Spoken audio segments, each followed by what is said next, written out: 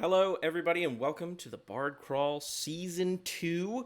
We got a brand new cast, we got a brand new story, we got some brand new fun. Spills, chills, thrills, the whole shebang. Thank you so much for tuning in. If you're watching this on YouTube, also cool. Thanks for finding us. I don't know how you did, but I appreciate it. We've got some new players, and we've got a new story, and I think the best way to get into it is to just get into it. We begin overlooking the largest mountain range in Ivoriat, the Spine. Thousands of snow-tipped mountains dot the landscape. Nestled in between two neighboring summits, there is a river that crosses, flowing past a haggard mine on one side and a bustling city on the other. This city, Whitecragg, is where our story takes place. The mountainside city was once ruled over harshly by an ancient white dragon, Bora-Val, the Hail-Tooth. Some years ago, unprompted, Bora-Val crashed a few miles away into the mountainside and died. The death of this great mythical creature left a stain on the magic in the area, so pockets of wild magic can be found all throughout the region. With the dragon's demise, there is also a power vacuum in the area, as the mountainside now crawls with beasts and bandits, all vying for control. All dragons build themselves hoards of great monetary and mythical value. It is said that a handful of the precious gems in Bora-Val's hoard could fund the entire city for a year. It is this vast prize, the promise of endless treasure, that brings adventurers to the city of Whitecragg. It has been 15 years, and many have tried to find the Hail-Tooth's treasure, and none so far have succeeded. The summer solstice approaches the city of Whitecragg, and the city bustles with life. Just on the outside of town, a stage has been constructed where a talent competition will be held tonight. The prize, 100 shiny gold pieces. But what draws people is not the coin, but a simple puzzle box, said to hold the only clue to Bora-Val's treasure when solved. The camera pans through the city and stops upon one person.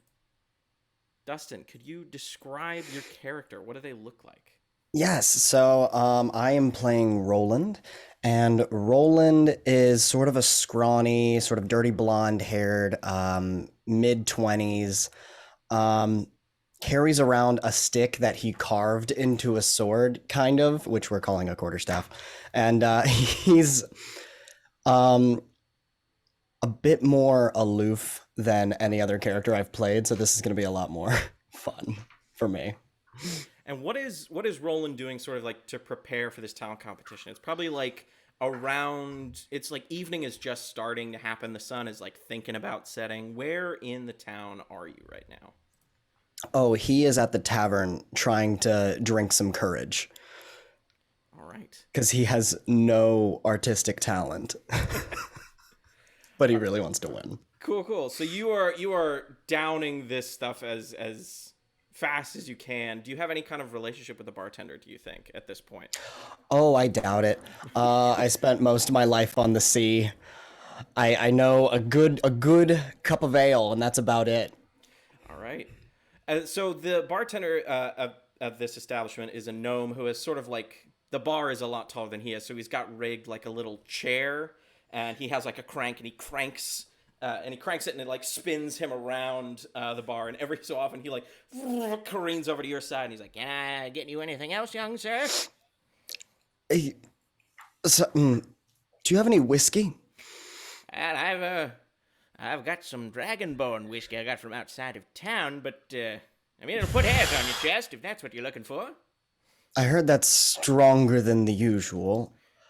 I'll take a double. Ah, all righty then. Can you afford it? It is a little more high shelf stuff. About 5 gold.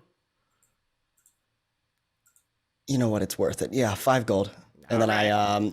I pick open a little tiny pouch, shuffle through some silver pieces, and then I find my 5 gold and I slide them across the bar. Basic. You know how in like old timey, like old west stuff, there's always that like trick floorboard. Yeah, You know what he's talking about? He like hits a button under the bar, and the gold that you slid across just disappears. And the chair lowers, and you hear like some tinkering. And he pops up and hands you full to the brim shot glass. Can you give me a perception check? Oh, yes. Oh, what is my... Ooh, perception +3. Okay, so that's 9. All right. You see like a couple of seedy characters walk into the bar, but I think your nerves Okay. are just blinding you to the rest of the situation as you continue to down your beverage. All right. At this point, the camera is going to sort of zoom out of the local tavern, and it's going to pivot over to Jenna. Could you describe your character, please? Sure.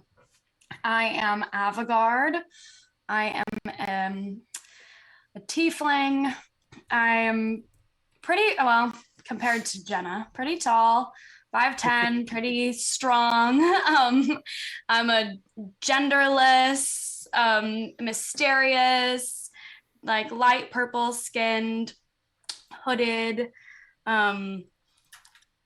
somewhat shifty, shadowy type of personality. Yeah, there's more, I've got these cool big old dark purple horns on the top of my head, hooded, very, very much in the shadows. All right. And where would Avigard be as she preps for this crazy talent competition? I'm Avigard's hanging out in the center of the action, but kind of, to the side, watching everybody get ready, just doing the whole people watching, surveying the scene kind of Alrighty deal. then. Can you give me a perception check? Sure thing. Okay, what do I have?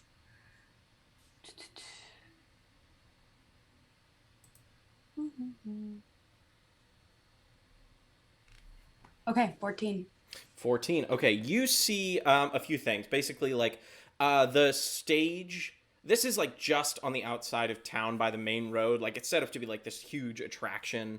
The stage is almost complete. Like there is rigging set up with like a couple of like apprentice mages are like lighting magical candles and fixing spotlights towards the center to kind of like draw focus. You do see a small sort of like, I don't know what a dark wood is. I guess like an ebony clad. I completely lost the word for it. Carriage. There we go. Kind of like trots in and out steps a sort of tall human woman with very gaunt features. She has black hair tied into a very tight braid that runs along her shoulder. She has deep purple eyes, and she seems a little familiar to you. Could you make a history check for me? Sure thing.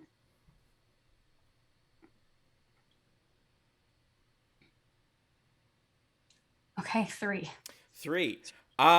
You cannot quite place where you've seen her before, but she definitely gives off the air of like royalty. Like she walked in and was surprised that not more people went over to her and bowed, if that makes sense, and she kind of like is surveying the area, and she says something to her assistant and then walks out of view kind of behind the stage to like the backstage area, which at this point is just like 2 large curtains that have been flanked by the wings.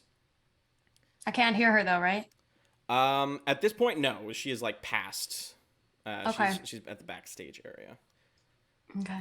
Is there anything else you'd like to do, or do you think Avigard's just gonna? I think I'll shift myself towards the towards those curtains, towards that makeshift separation, and keep camping out. Alrighty then. You kind of reorient yourself and maybe like find an errant stump that's by the wings, and you just kind of sit and wait for a while. Can you give me one last perception check? Sure thing. Okay, 15. 15. This time you hear sort of very faintly, it's kind of hard to make out an entire conversation, but essentially you hear someone very, very gravelly say, as soon as that foe comes towards the center, and then we'll make the move, It should be easy. I wouldn't worry about it. And then, like, someone high-pitched is like, meow. yeah, well, what if yeah? And then like the conversation kind of like moves out of earshot at this point.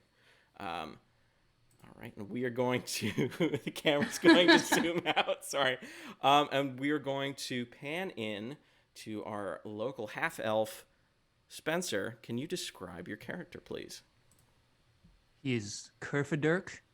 He's a half-elf bard. He wears green. He has long red/orange hair.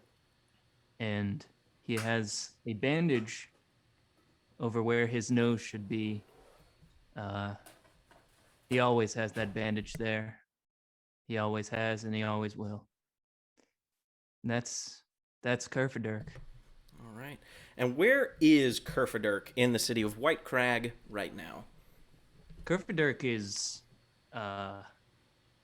near the stage, sort of looking around at people walking by, and anybody that he can kind of get their attention, he tries to beckon over to him discreetly, because he doesn't want law enforcement knowing what he has to ask them.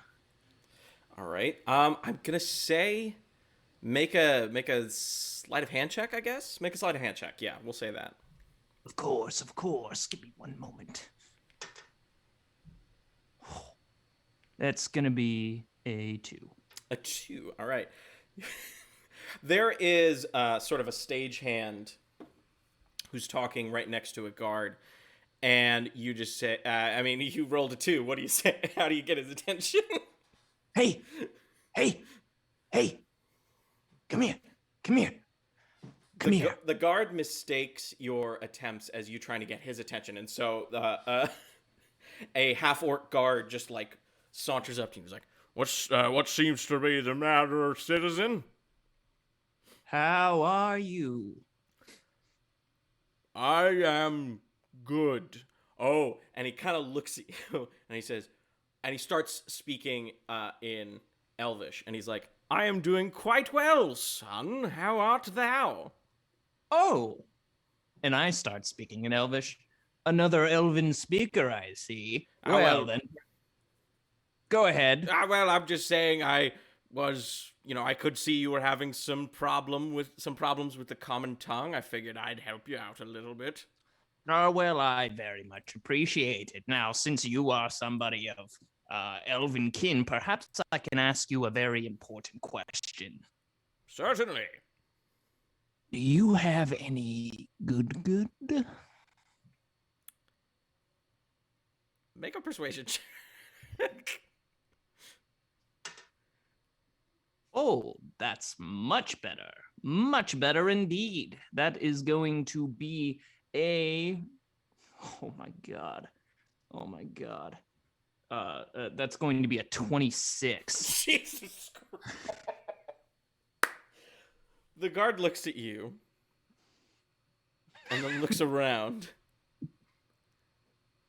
And kind of like the way sort of Whitecragg standard guard armor is, it's mostly just like pauldrons and a chain shirt, and he has like a homemade little button on his lip, like around his little breast pocket that he's made out of the chainmail, and lifts it, and you see there's just like a tiny mushroom right on the other side of the flap, and he's like, "Only for safekeeping."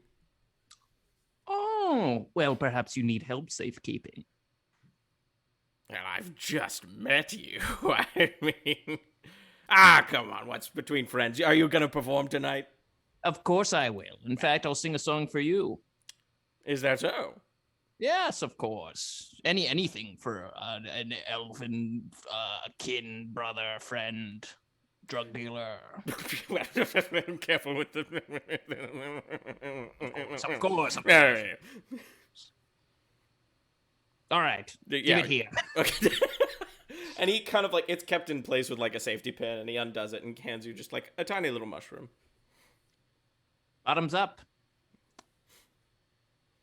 All right, and we're gonna come back to that later. The camera zooms out, and it kind of like pans over to the sky and zooms in on one Isaac. Could you describe your character, please?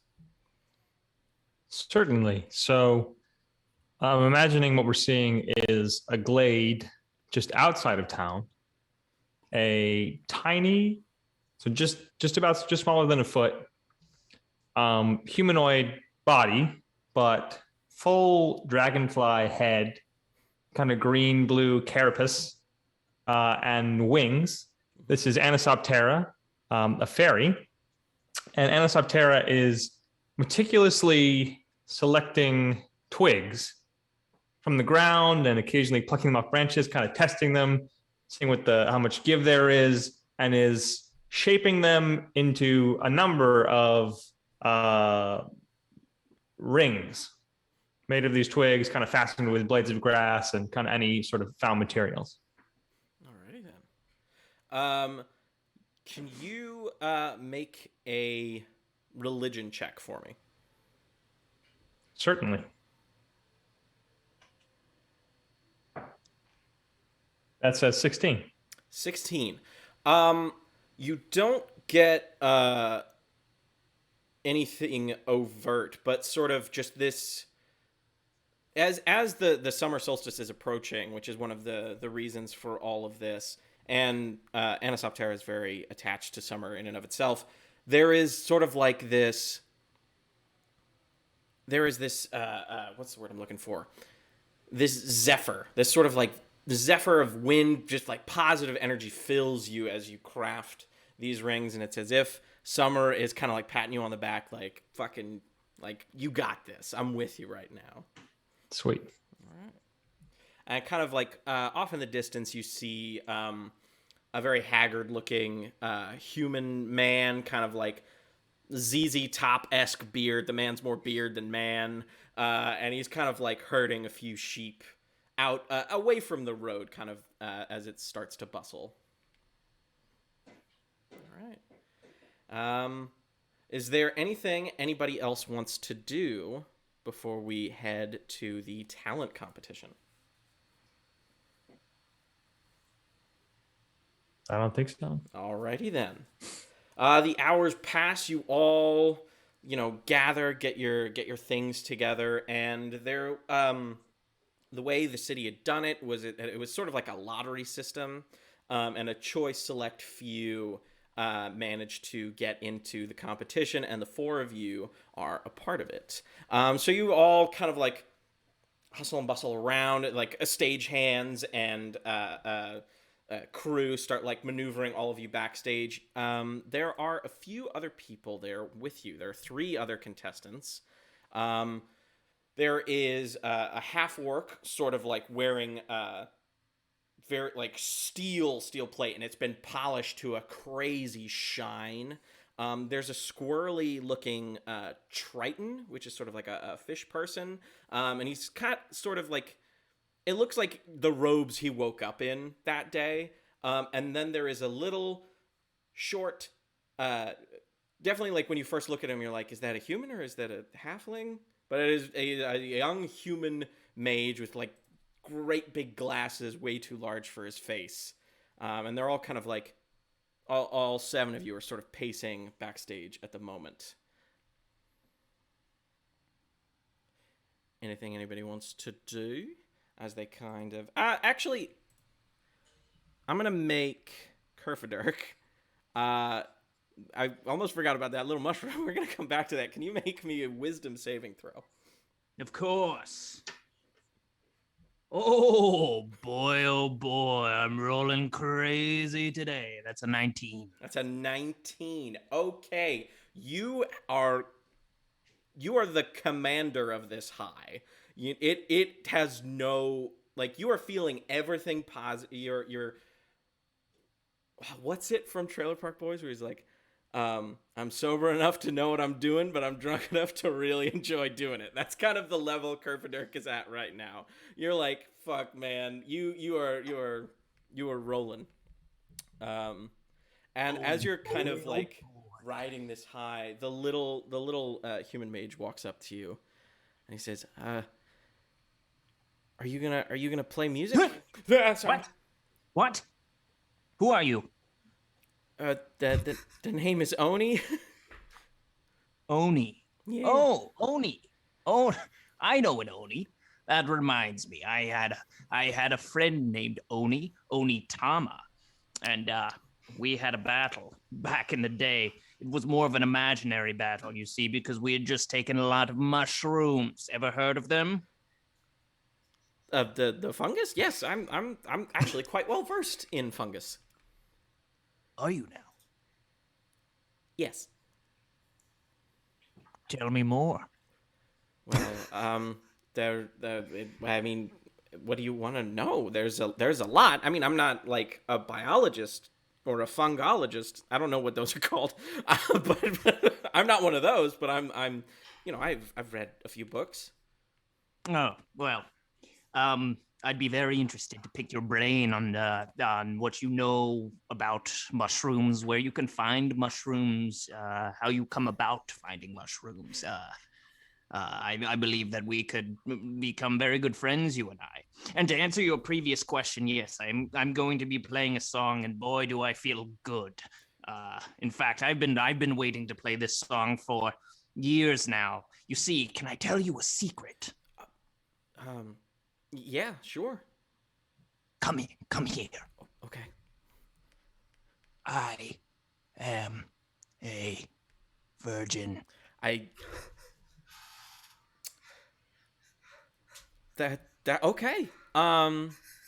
Good day to you, good sir, and best of luck. A good day. Okay. I'll catch you. What's your name? you told me that your sexual situation before you told me your name. My name is Kerfaderk, and I'll be playing some sweet, sweet music tonight for all of you. Thank you for that, Kerfaderk. And he just kind of walks away to the side. Avigard, can you make me a perception check? I sure can.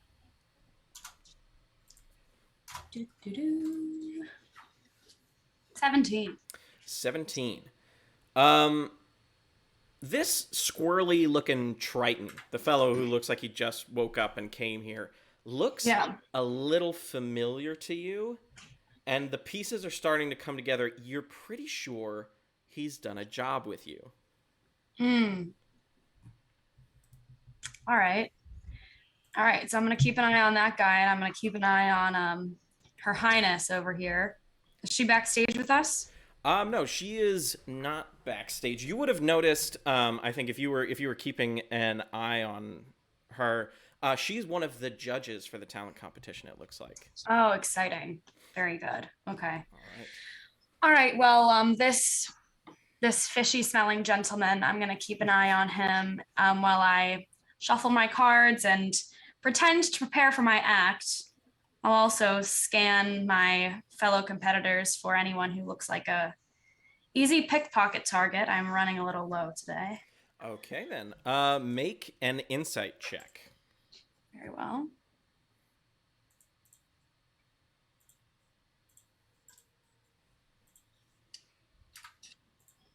$18. 18. Okay. I will tell you, the squirrely Triton, though looking very like an easy target maybe to the untrained eye, you can see like he's got like knives in his pocket. This fool is itchy. It would be foolish to go for the Triton.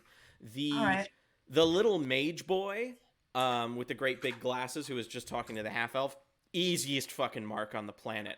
The half orc in the shiny armor, you could go for it, but it would require some skill. And then for Roland, Kerfaderk, and Anisoptera, if you have a passive perception of 13 or lower, you have to tell us. I have 13. Okay. I also have 13. All right, Kerfaderk. So your passive perception is 10 plus whatever your perception is. So 18, baby. all right, the bard, though, you're wait, 14. How is that possible? I was about to say 14. 14. Okay, the bard. Oh, I see what he did. The bard, though you're pretty sure high as balls, would actually be hard to steal from.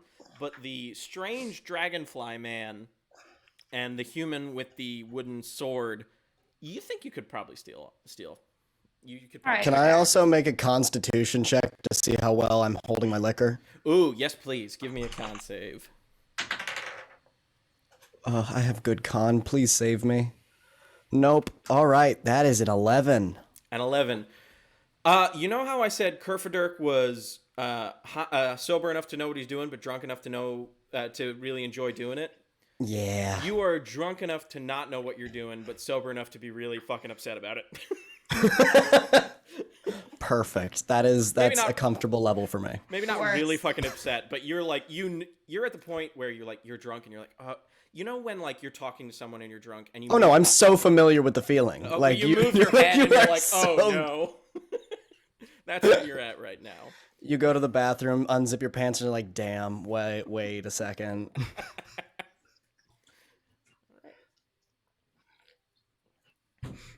Avigard, do you wish to move in on any particular target? I think for now I might chat up the annoying little kid. All right. You see him kind of like timidly like rolling his fingers together and like like practicing his presentation, like he's not casting any spells yet, but he's like presto, like in a quiet corner to himself. Young sir, may I give you some advice? Oh, sure, yeah. If you feel anxious, everyone's going to know you're anxious. Oh, Get it together. Close your eyes for a moment. Okay. Okay. And while I'm telling him this whole fucking bullshit, I'm just gonna literally take stuff out of his pockets. Make a sleight of hand check with advantage. That's so good. Okay. Close your eyes.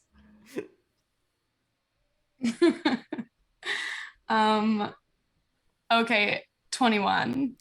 Oh my god, you robbed this poor little boy blind. But I've given him such a helpful pep talk.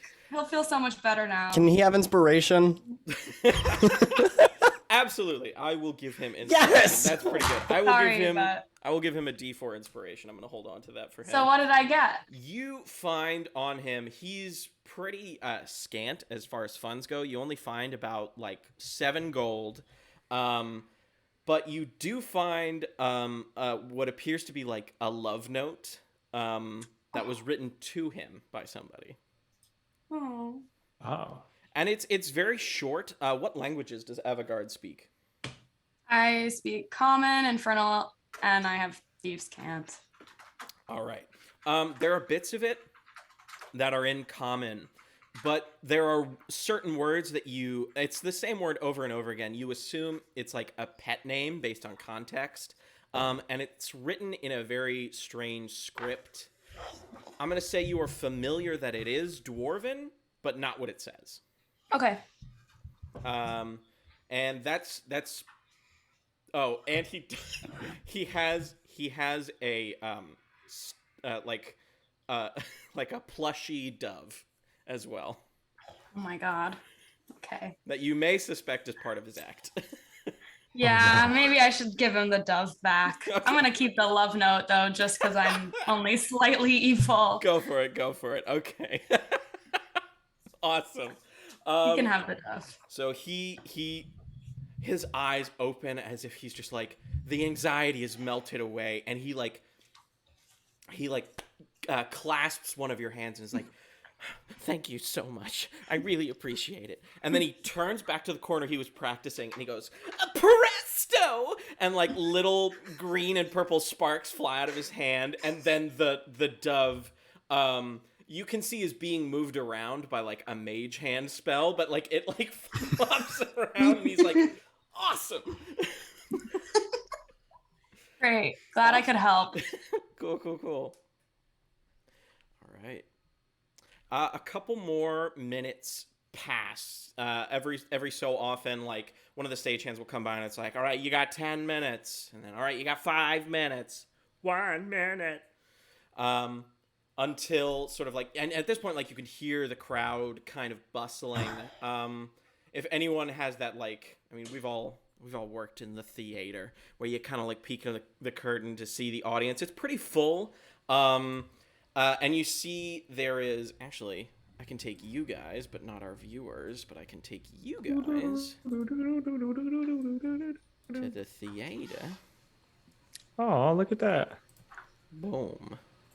Oh, he's not there yet. Obviously, I didn't.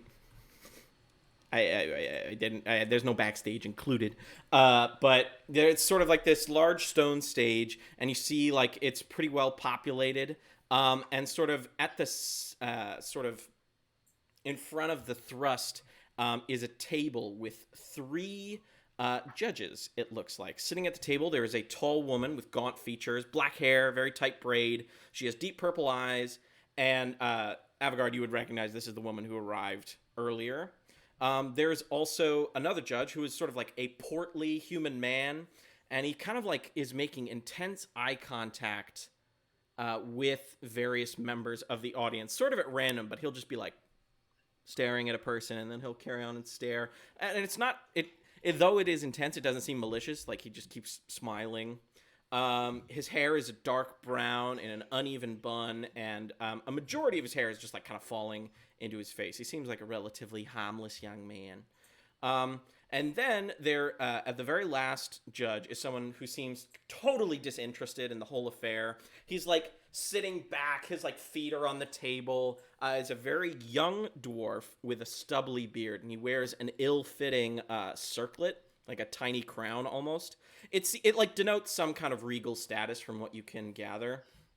His fingernails are painted with what you assume to be gold and laden with precious gemstones. And you recognize this because even though he's a little far away, he keeps like fiddling with them, and he seems to could not care less.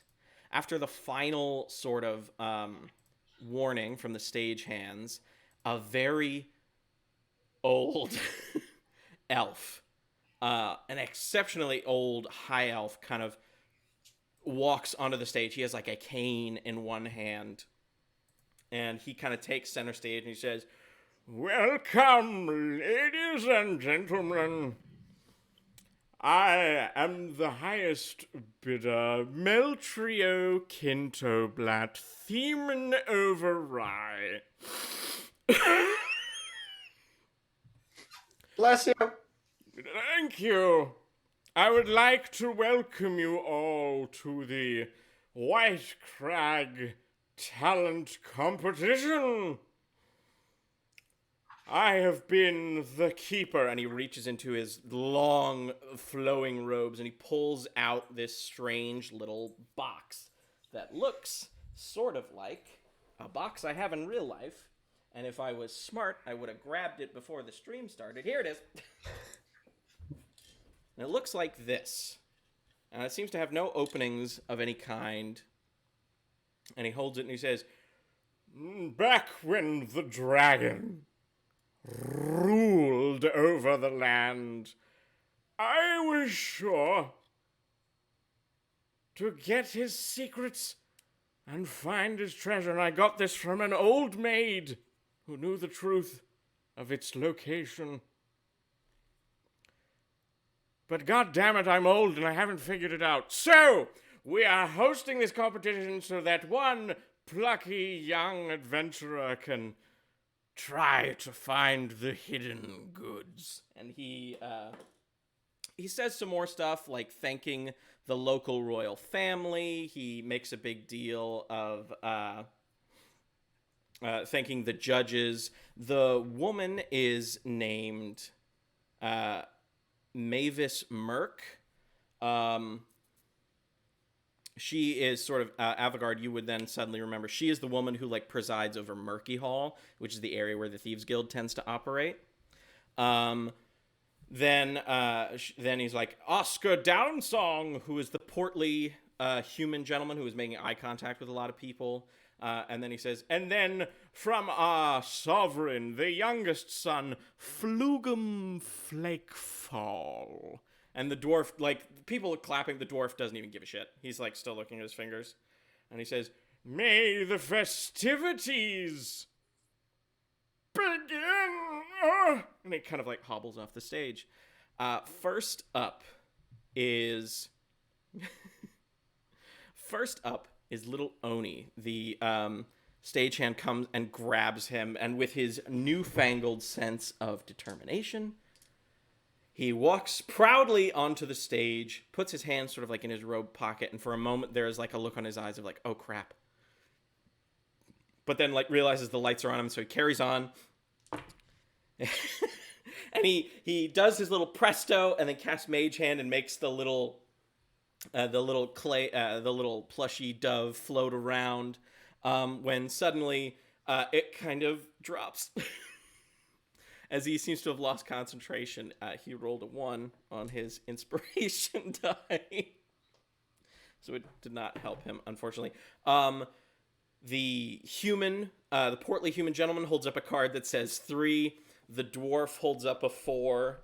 And Mavis Merc, the woman, holds up a card that says 1. And he just, like, defeatedly walks off the stage.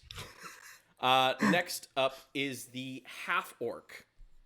And the half-orc comes on stage with, like, a thick piece of wood, like a very large log. And he just grabs it and starts going,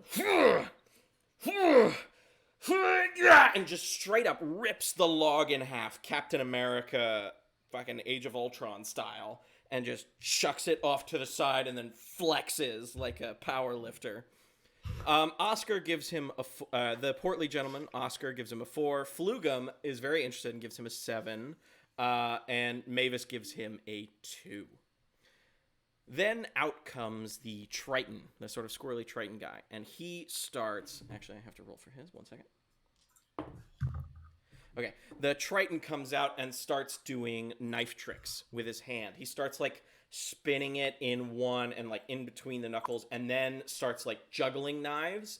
And then one of the stagehands pushes out, like, a little wooden figure of a person. And then the Triton then throws one, throws a fourth one, and 2 of the daggers hit square in the head of this wooden figurine, and 2 completely whiff it. Like, he just misses. And the portly gentleman, Oscar, gives him a 6. The dwarf also gives him a 6, but Mavis gives him a 10. And at this point, a stagehand walks over to our dear friend, Roland, and says, Oh, no. Roland, you're up next. Come on. So Roland sort of squirrely walks himself up there. You can see he's shaking a little bit. He's nervous, and he goes,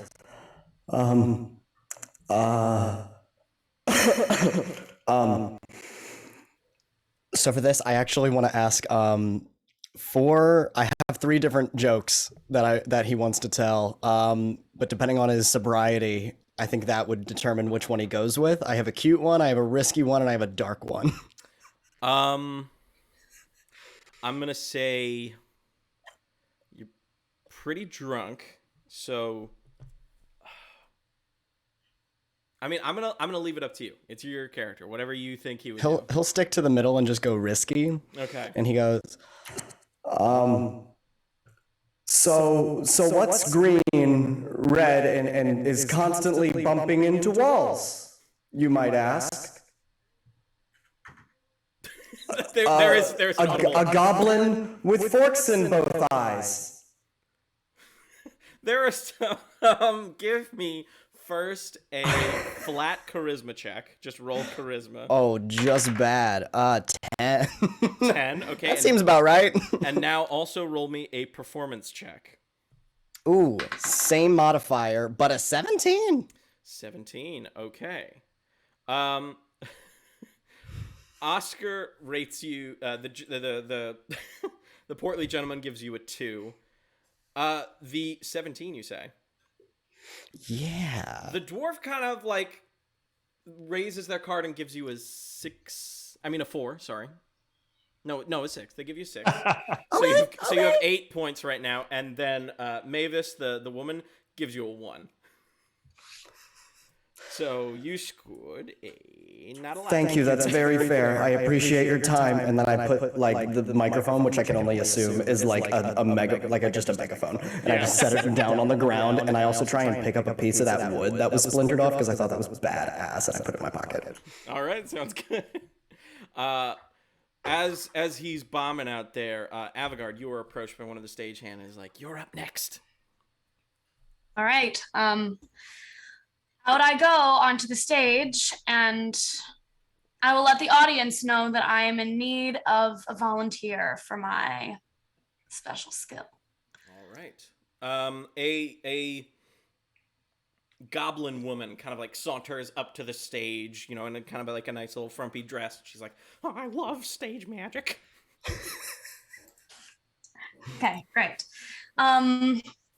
Young lady, what's your name? Oh, my name is Crinkle. Crinkle, nice to meet you. All right. I am going to be presenting some divination today. Ooh. So, get yourself ready and choose a palm, whichever you'd prefer for me to read. Oh, and she gives you her left hand. Okay, and while I'm reading her left palm, I am doing my usual pickpocketry tomfoolery, reading her palm in such a way that she can't tell, but the audience knows what's going on. Very nice. Can you give me a sleight of hand check? Okay. Well, oh well. Okay, 3. A 3. Okay, but give me a performance check as well. All right. Damn. Okay, that's 8. Still not good. All right. Okay.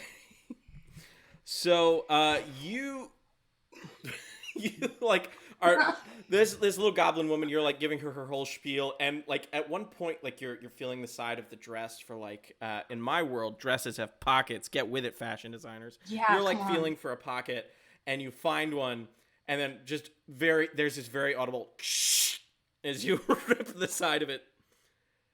And the goblin looks at you, and everyone looks at you, and you kind of like lose your place for a second, but you kind of like try to make a joke out of it, and then like try to take off her necklace as you like turn her around, and it just goes like gets snag, and you're just like, wow. Enough people start laughing that a lot of people think it's a comedy bit. All right. Oh, thank you. Crinkle she's very flustered, and at one point she just kind of walks off the stage, and I think Avigard maybe does like a little ta-da. But the scores go up. The portly gentleman gives you a 4, and the dwarf and the woman both give you a 1. Terrible. All right. Not my best work. As you walk off the stage, next up is one Kerfaderk. You are approached by the stagehand, and they're like, "Hey, you're up." Oh, all right. Let's do this fucking thing. Come onto the stage and be like, hello. I look over at the half orc who gave me some drugs, and I go, all right. This is a song. I perform songs for people. This is one of those songs that I perform. All right. Here we go. I'm just a music boy who happens to enjoy the subtle whims and fancies of a nice pair of corduroys. Yes, dandy as hell am I, and no matter how I try to present pearls to beautiful girls, my loins will remain dry. I'm a dry boy, a dry boy, a dry boy that just happens to have his virginity. I'm a dry boy, a dry boy, a dry. Yes, orcish elven guy, the one who got me high. I cannot thank you enough. It's so sweet I could cry. But onward we must go. Goodbye, my friend, and so I'm off to other cities to perform my awful woes. So goodbye, goodbye, and be not mistaken, I'm proud of my virginity. So goodbye, goodbye, goodbye. Oh, yes. Oh, yeah.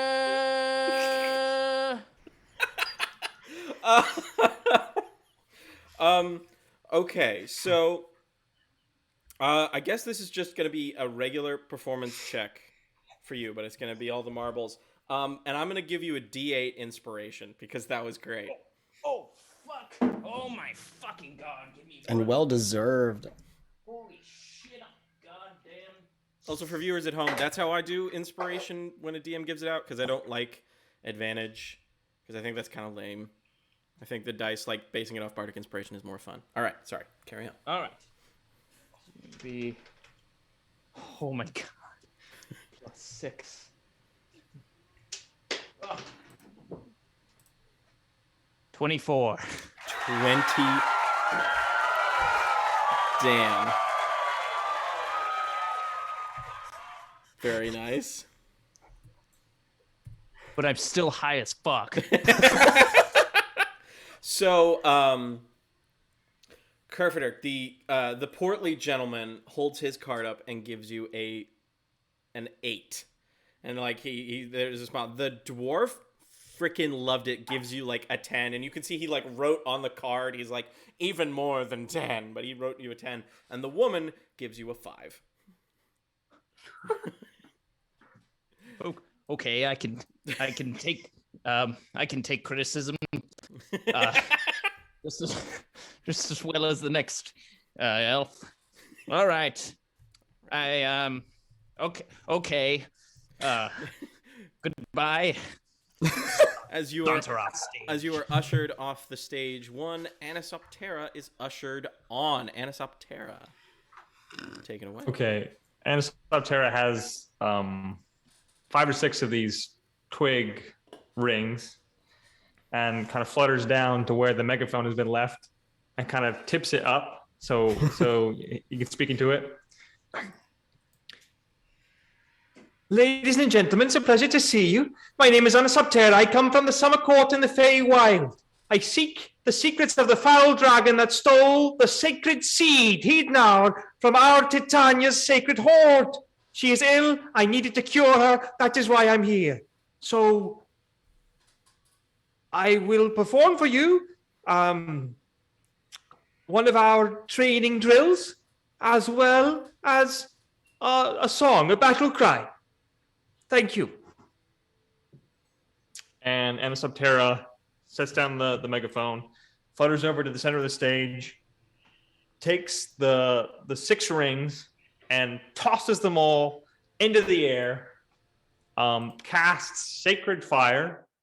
So little radiant fire flies out of Anisoptera's fingertips and encircles these little rings, these twig rings. They're now encircled by radiant fire. And Anisoptera attempts to fly through them while singing.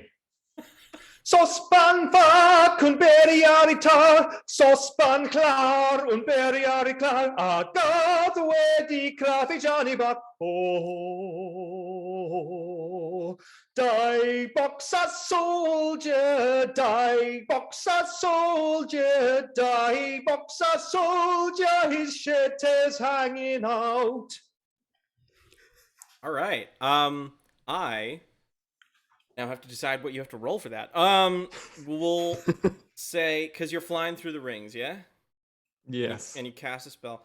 So I'm going to say you have make me an athletics or acrobatics check, whichever you're better at. It's going to be acrobatics. Okay, so give me an acrobatics check first. That is a 15. 15, okay. And then give me a performance check with a D6 inspiration. Thank you. That's 12. 12. Okay. Alrighty then. So it is time for the scores. Both the portly gentleman and the dwarf give you both a 5, and the woman gives you a 3.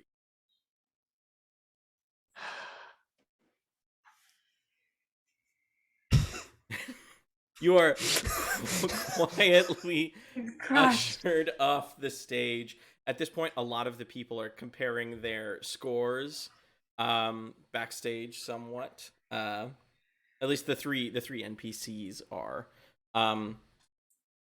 It seems like at the moment, from what you guys could gather, it's down between the Triton and the half elf. And a good 20 minutes go pass. So is there anything you guys want to be doing in those 20 minutes while the judges deliberate? Anisoptera. Annie? Or Tara? What would you like to go by? Whatever you like. Whatever's easiest. Go with Tara for now, but I might go with Annie later. And Kerf? Kerfaderk? Kerf? Either or. In fact, I really like Durka-Kerf. They're really interchangeable. But I must say, Anisoptera, that was truly a lovely and impressive performance. And you, what is your name, Tiefling? Avigard. Well, that was just absolutely hilarious. Oh my good God, you made a fool out of that fucking orc. I didn't mean to throw shade on. I think that was a goblin. She was a goblin, and I hate to admit it, that was not the intention of my act. Who's got two thumbs and is butting into a conversation? My name's Roland. Well, Roland, if Avigard's performance wasn't meant to be hilarious, yours was. Oh, thank you. I actually don't do this a lot, but I really needed to, take my shot because that reward is really, really high up there. Can I do an insight check into how genuine these compliments are? Or if it's just like the kid that got an A is like, oh yeah, but that B's not bad. It was a hard test. Yeah, sure. Give me an insight check. 16. 16. Kerfaderk, I'm gonna leave that to you. Are you being genuine? I'm giving do you have drugs eyes to everybody? Okay. It's always need something out of us. Well done, everyone. Well done. Would anybody be open to a trade? I don't have a lot. I have what I need to, camping gear, my tinderbox. I have a water skin. I have a flask. What do you? Avigard? What are you offering exactly? Anything really. My companionship. I could write you a song. I could give you a bedroll. I'm taken care of, but thanks. I'd like a song. My question is, if you seem like you got quite a response out there, perhaps the best of anyone. If you win that puzzle box, could I go with you as you search for the hoard? Oh, well, I suppose so. Yeah, of course. The more the merrier. Oh, thank you. And I don't have much of anything to trade, if I'm honest. Just a few, berries and mushrooms I brought with me from the Feywild, but I don't think that'd be of any interest to you, would it?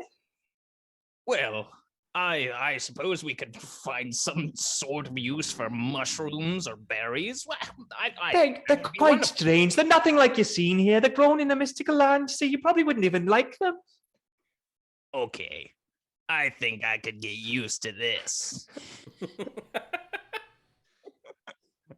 At this point, I think I'm gonna like this guy.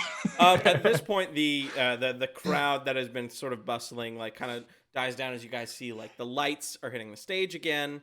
And the very, very, very old high elf kind of hobbles his way to the stage, and he says, forgot what I was going to say.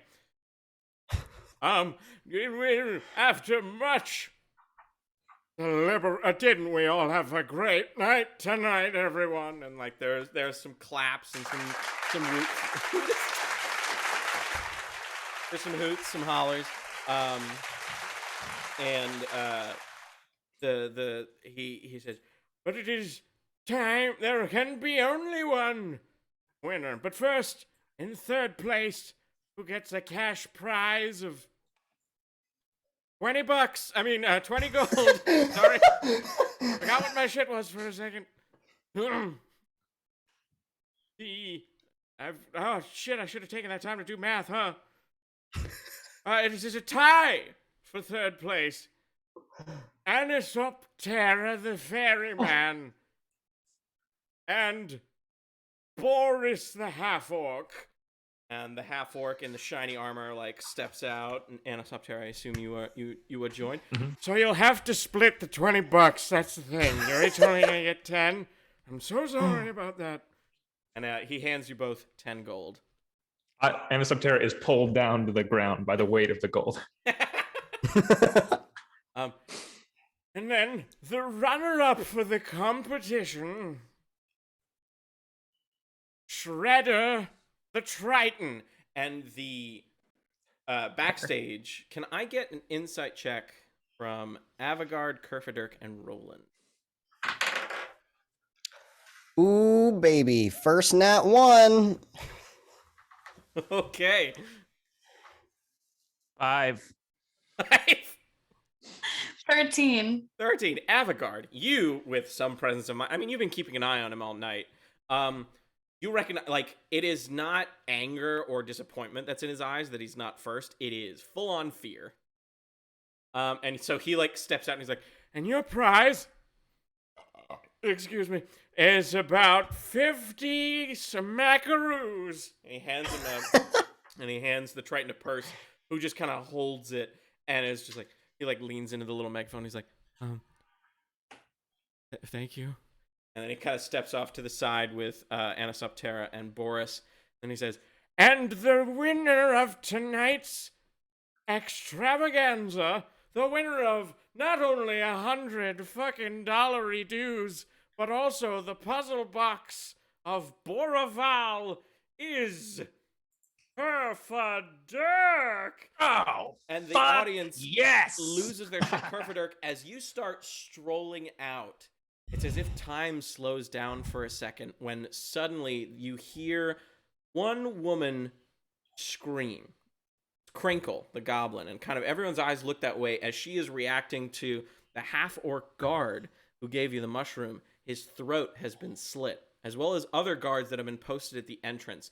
Before anyone can really react, suddenly smoke erupts from the stage, and there is a clatter of there's a ringing of blades, and like you hear people being stabbed and all this crazy shit. We are going to take a 5-minute break, everybody. We will be back shortly. Oh boy. Damn. Okay, so take this opportunity to go to the bathroom and whatnot. I will be doing that as well. I will be very vocal when I return because you cannot see my face right now. But we will be back shortly. Prepare for a very short combat. See you all soon.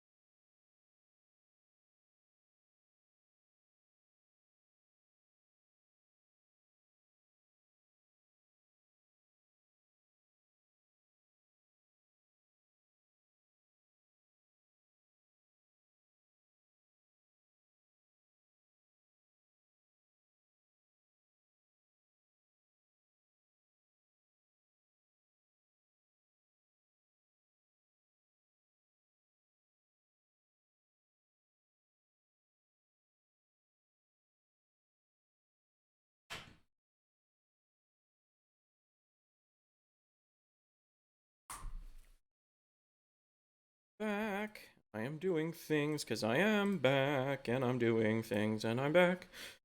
And I'm doing stuff, and I'm doing things, and time to do stuff, and things are being done.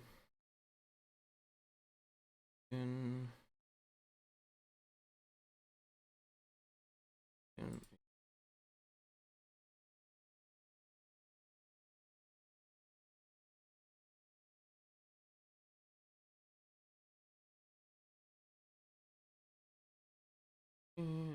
paste the copy and paste. And there's two dudes here and one dude here, one man there, and we'll do one more.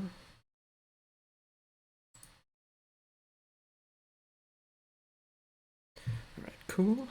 Where are we at? We're at 2 minutes and 19 seconds. Doop doop doop. Cool, cool, cool. Oh shit. God, I hate it that it fucking keeps doing that.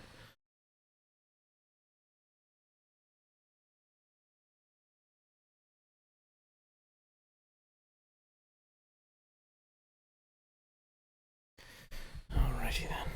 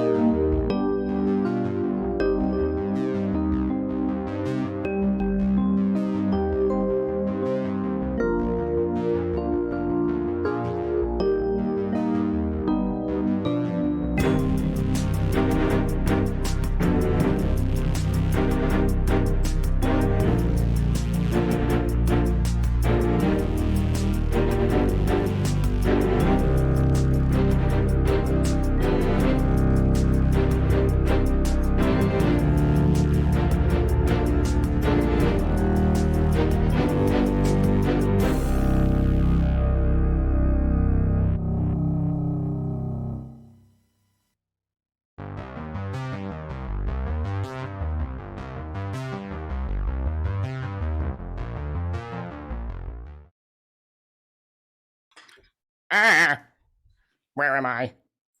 There you are. Oh, there I am. Sorry. All right. There we go. So here's what we're gonna do. Can I have everybody, pretty please, roll me some initiative? Boom. You got it. Ah, right. That's fine. Hmm. Don't want to give them the good rolls too early. 20. 20 for That Avigard. is a 12. If it helps you out, I think we can just type it into the Zoom. It actually doesn't help me if you type it out in Zoom. Well- I'm so sorry. This may disrupt someone's immersion, but I need to know. A 10 for Anisoptera. 10 for Anisoptera. Mm-hmm. Again, keeping the good rolls for later. Yeah. Kerfaderk, what'd you roll? 4. A 4. All right. And Anisoptera, what is your God. dexterity modifier? +3. +3. Then you are gonna go. They do. All right. Cool. So, unfortunately, yeah, the first round is a surprise round. None of you know what's happening. It's crazy. Take it town. alert, I swear. It's crazy town up here. Nobody knows which way is up. But here are your characters. There's Roland, there's Avigard, there's Kerfaderk, there's Anisoptera. Everything. Hey. I didn't feel like hiding everything and then not hiding everything. So just imagine you can't see shit. So smoke fills we can't see shit. Smoke fills the area. So Avigard, Roland, Anisoptera. I need you. What is your? What's your AC? 14. 14. Okay, you feel someone try to go for you and just whiff it completely. Like you just like instinct, like quickly move out of the way of someone's blade. But you hear the orc next to you gets fucking murked. Oh god. And you also hear from the older gentleman. Unfortunately, Getting stabbed? Yeah, he's getting got at this moment in time. And then sort of the clouds lift, the smoke clouds from the smoke bombs, we'll say, and you see the following. First, I have to unhide everybody. Oh, 1 guard, 2, 1 bandit, 2 bandit, 3 bandit, 4, 5 bandit, 6 bandit, 7 bandit, more. It's not actually 7 bandits. But oh, I was gonna say, holy shit! But the smoke clears, and you see 1, 2, 3, 4, 5 ne'er-do-wells, and they're looking to kill the contestants. Back to the top of the order, we've got Avigard. What would you like to do? What happened to the? Oh my god, the guy who got second place. Oh, good question. The Triton is gone. Yeah, the Triton. It looks like the Triton took this opportunity to escape. But the half orc is dead. Oni, the little mage boy, is running away as you speak. Like he's petrified. The old elf is that pretty much it's crazy town. The Triton was just the guy I was looking for, so he's gone. I can't find him. Okay, fine.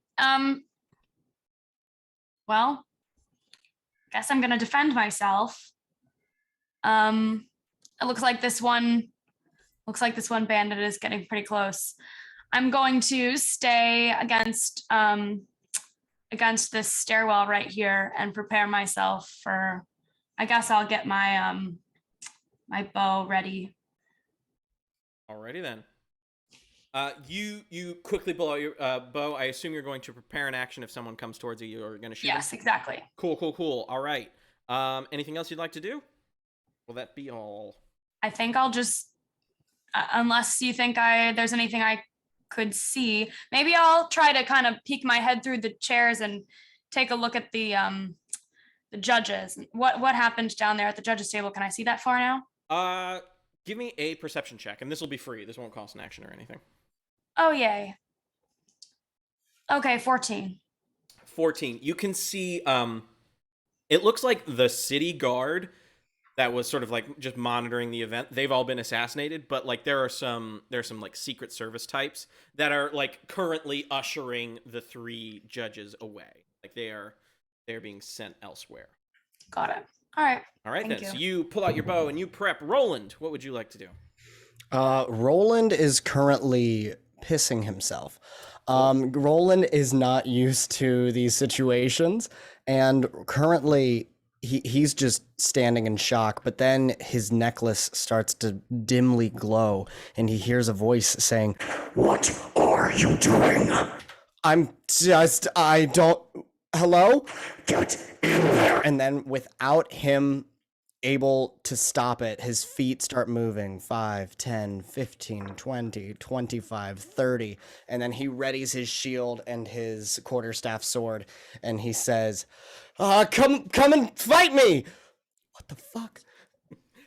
All right. Hell yeah. I assume you are also prepping an action. Yeah. And it's basically going to be when anybody enters my 5-foot radius. Cool. And I know your whole jam, so So I'll keep that in mind. All right. Anisoptera, what would you like to do?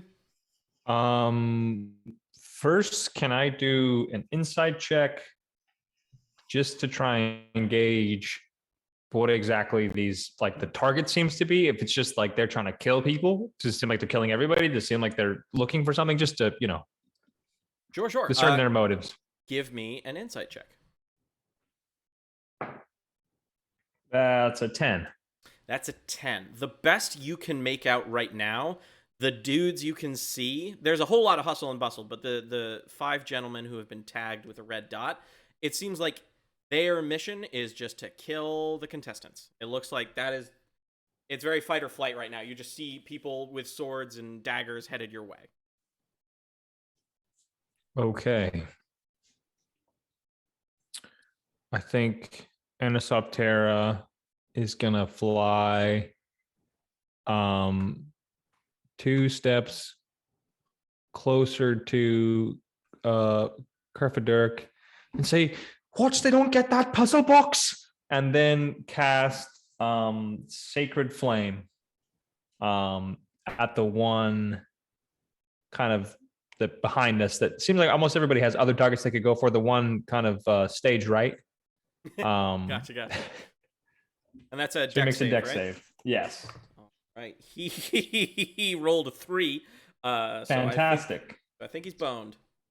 Okay, he takes 4 radiant damage. All right. I can add 4 radiant. Damn. What does your Sacred Flame look like? It's the same thing that Anisoptera did to the hoops before. It's like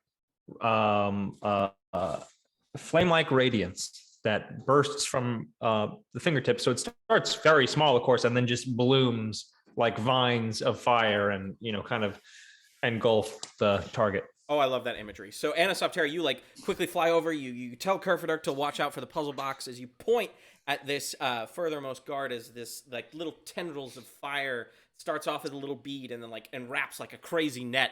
This little bandit has no freaking idea what he's in for and literally just stands still. He's like, and then just like flame erupts around his body. Sweet.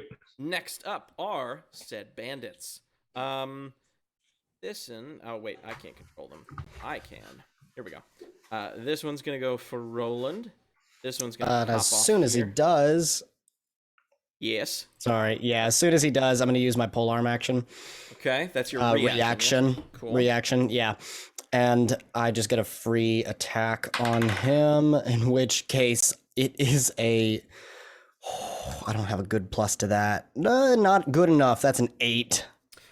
You swing and he quickly blocks it with a little short sword, but you also have your ready to action. Mm-hmm. And as soon as he enters my space, I'm like, fuck, shit, what do I do now? You fucking idiot, strike! And then I lose control of my entire left arm, and that's much better. That's a 16. That one hits. Perfect. And that's gonna be, if I can get it, 1d8 plus 3, 5 damage.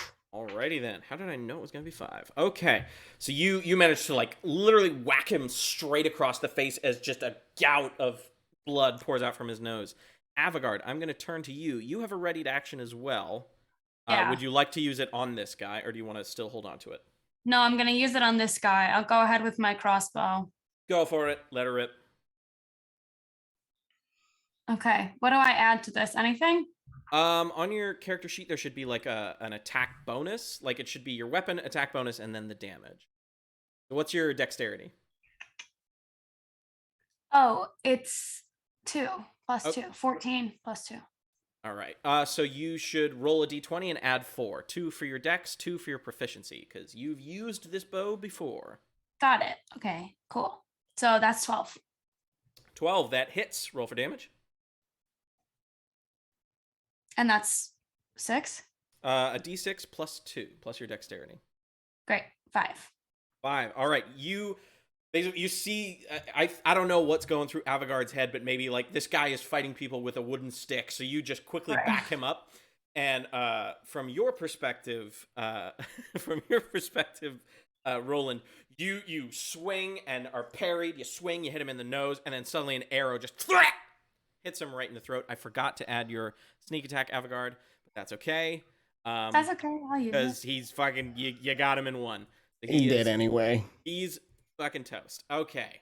Back to the rest of the bandies. 5, 10, 15, 20, 25. This one's basically he hops up onto the stage and is heading his way back, but that's as far as he gets. And he pulls out a little like hand crossbow and just aims it at you, Avigard, and shoots. That's going to be a 14. What's your AC? 12. 12. Unfortunately, he hits. That's going to be 3 damage to your personage. All right. Right, that's it for him. Then we've got this guy. And then we got this guy. And then we got the burnt boy. All right. This fella, the one who's been burned, is going to attack Anisoptera. He was going to go for Kerfaderk, but then the little bug man tried to kill him, so he's a little salty about that, and he pulls out this scimitar and takes a swing. Does a 17 hit? Yes, the 17 hits. Right. And he deals you 4 slasheroos. Okay. And then the other one is also going to go for you. And he rolls significantly weaker with his advantage and only rolls a 12. Does that hit? It does not hit. All right. So you turn around, you cast your spell on the fella behind you, and then you see this guy running up towards you. So you quickly, like, I don't know if you're carrying a weapon at this point, but you basically are dodging him when suddenly a scimitar slashes you across the back. Kerfaderk, you see all of this unfold. What do you do? Okay, question. Do I have the puzzle? Was I given the puzzle box? No, you were making your way onto the stage when suddenly everything got filled with smoke. You have no idea where the puzzle box is right now. Fuck me. Okay. All you know is that the man who's holding it is dead. Holy fucking Oh, no. shit. I'm going to go travel to the puzzle box. 5, 10, 15. And I'm going to check this man's hands to see if it's still in his hand. All right. Hold on. I'm going to make a roll real quick.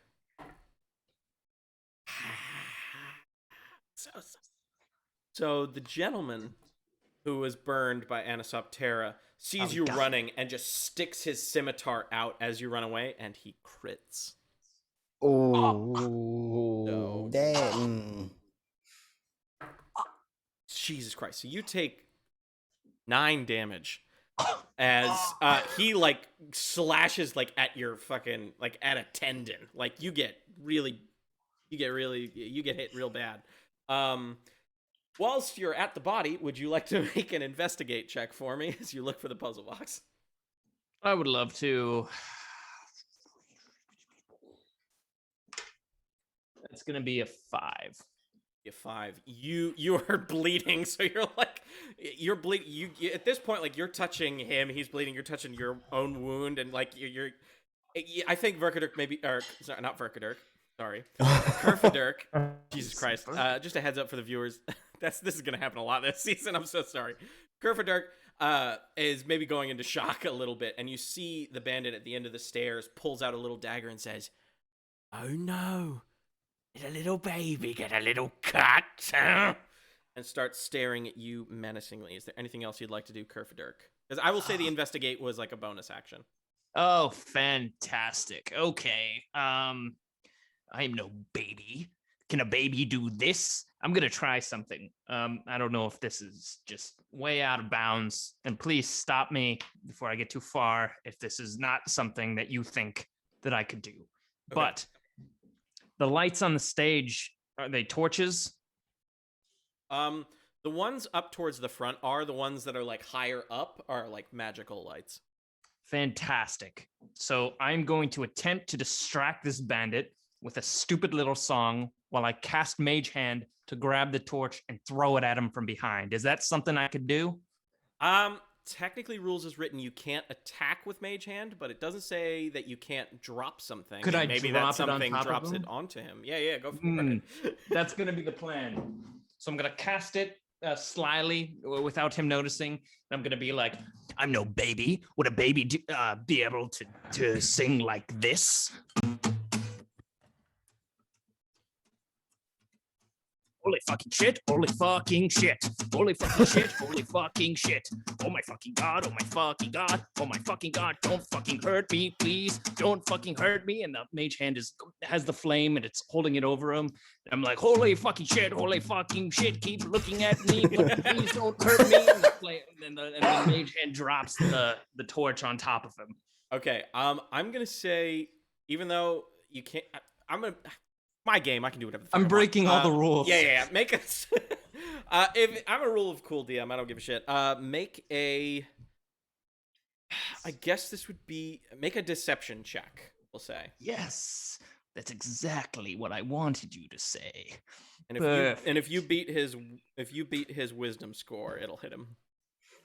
I just want you to know, as you're singing this, I imagine the El Dorado meme where it's... Yeah, but That was an 11. An 11? It's okay. He's got a wisdom of 10. Bandits are not the wisest. Roll a d6 for fire damage. 5. Okay. I guess this guy's pretty boozy or something, because you drop it. Not only does it thunk, hit him in the head, but his hair immediately catches fire, and he goes, and starts, like, patting at his head and freaking the fuck out.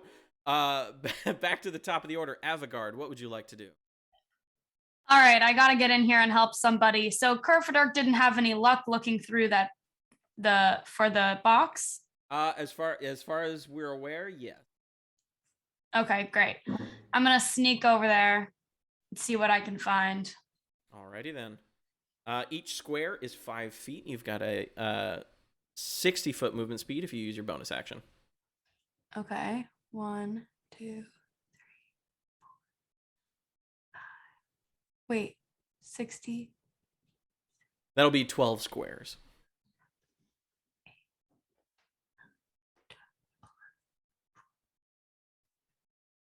Great. I'm here. All right, you come towards the thrust of the stage. You, like, as you're running, you see the torch drop onto the guard at the steps as he's trying to, like, hastily put his shit out. Would you like to search the body? I would. Alrighty then, make an investigate check for me. Okay. Oops.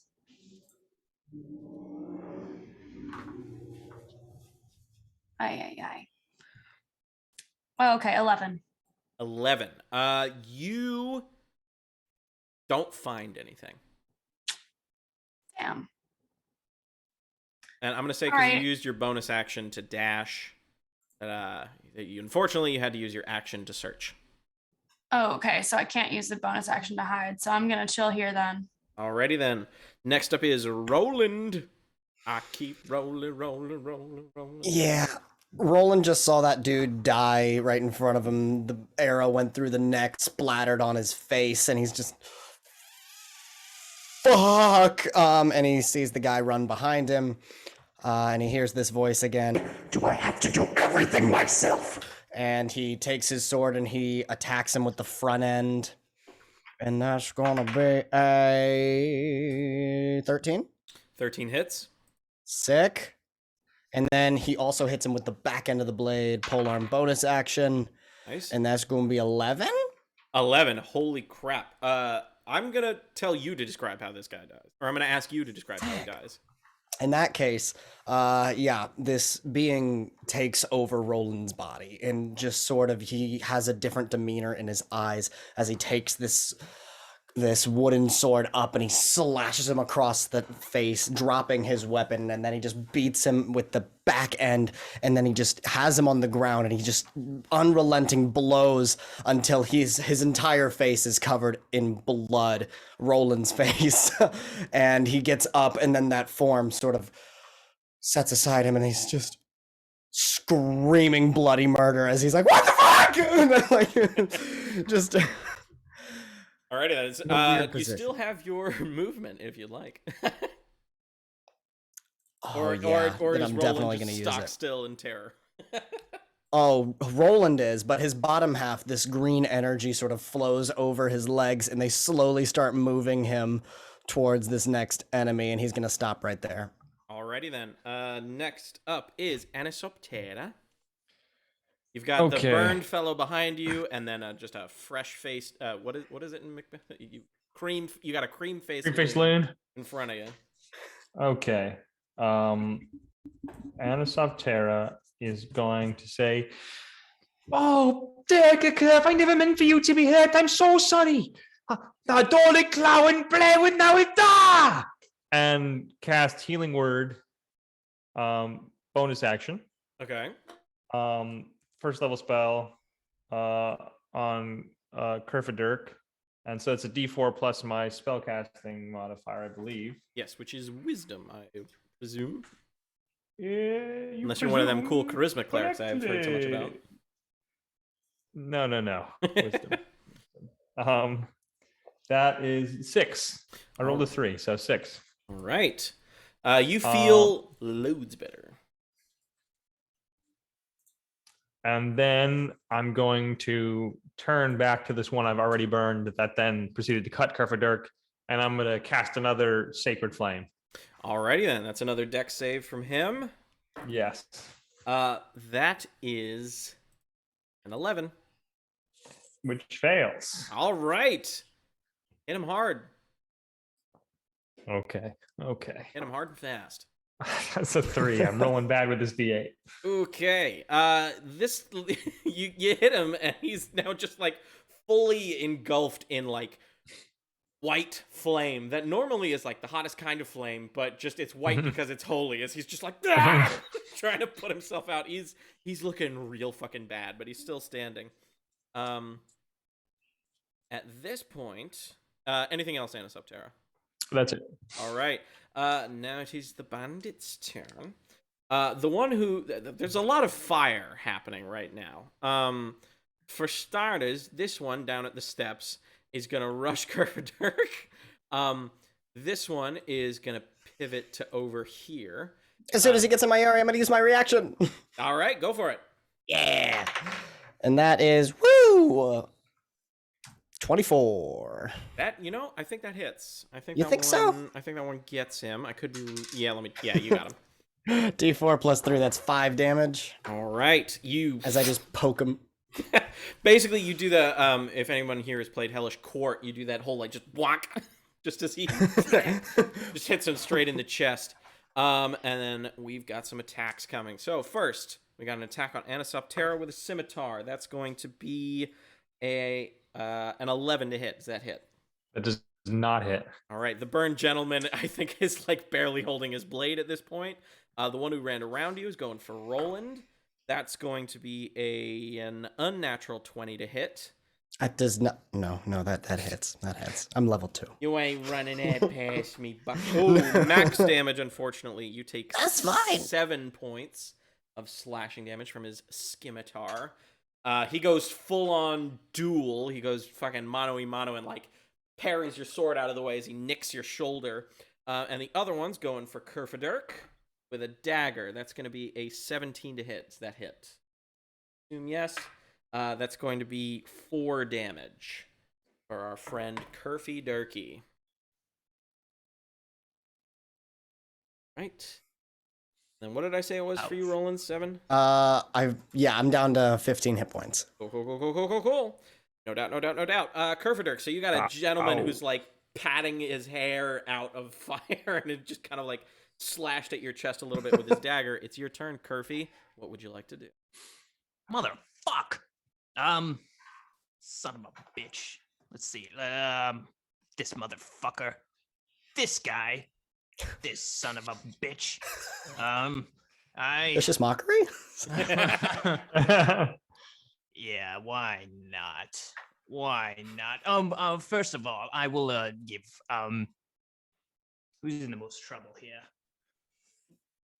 I will. I think it's you. As a bonus, it is me. I think it's you. It is me. I'll throw some bardic inspiration Anisoptera's way. And Pretty much. You are inspired. Yes.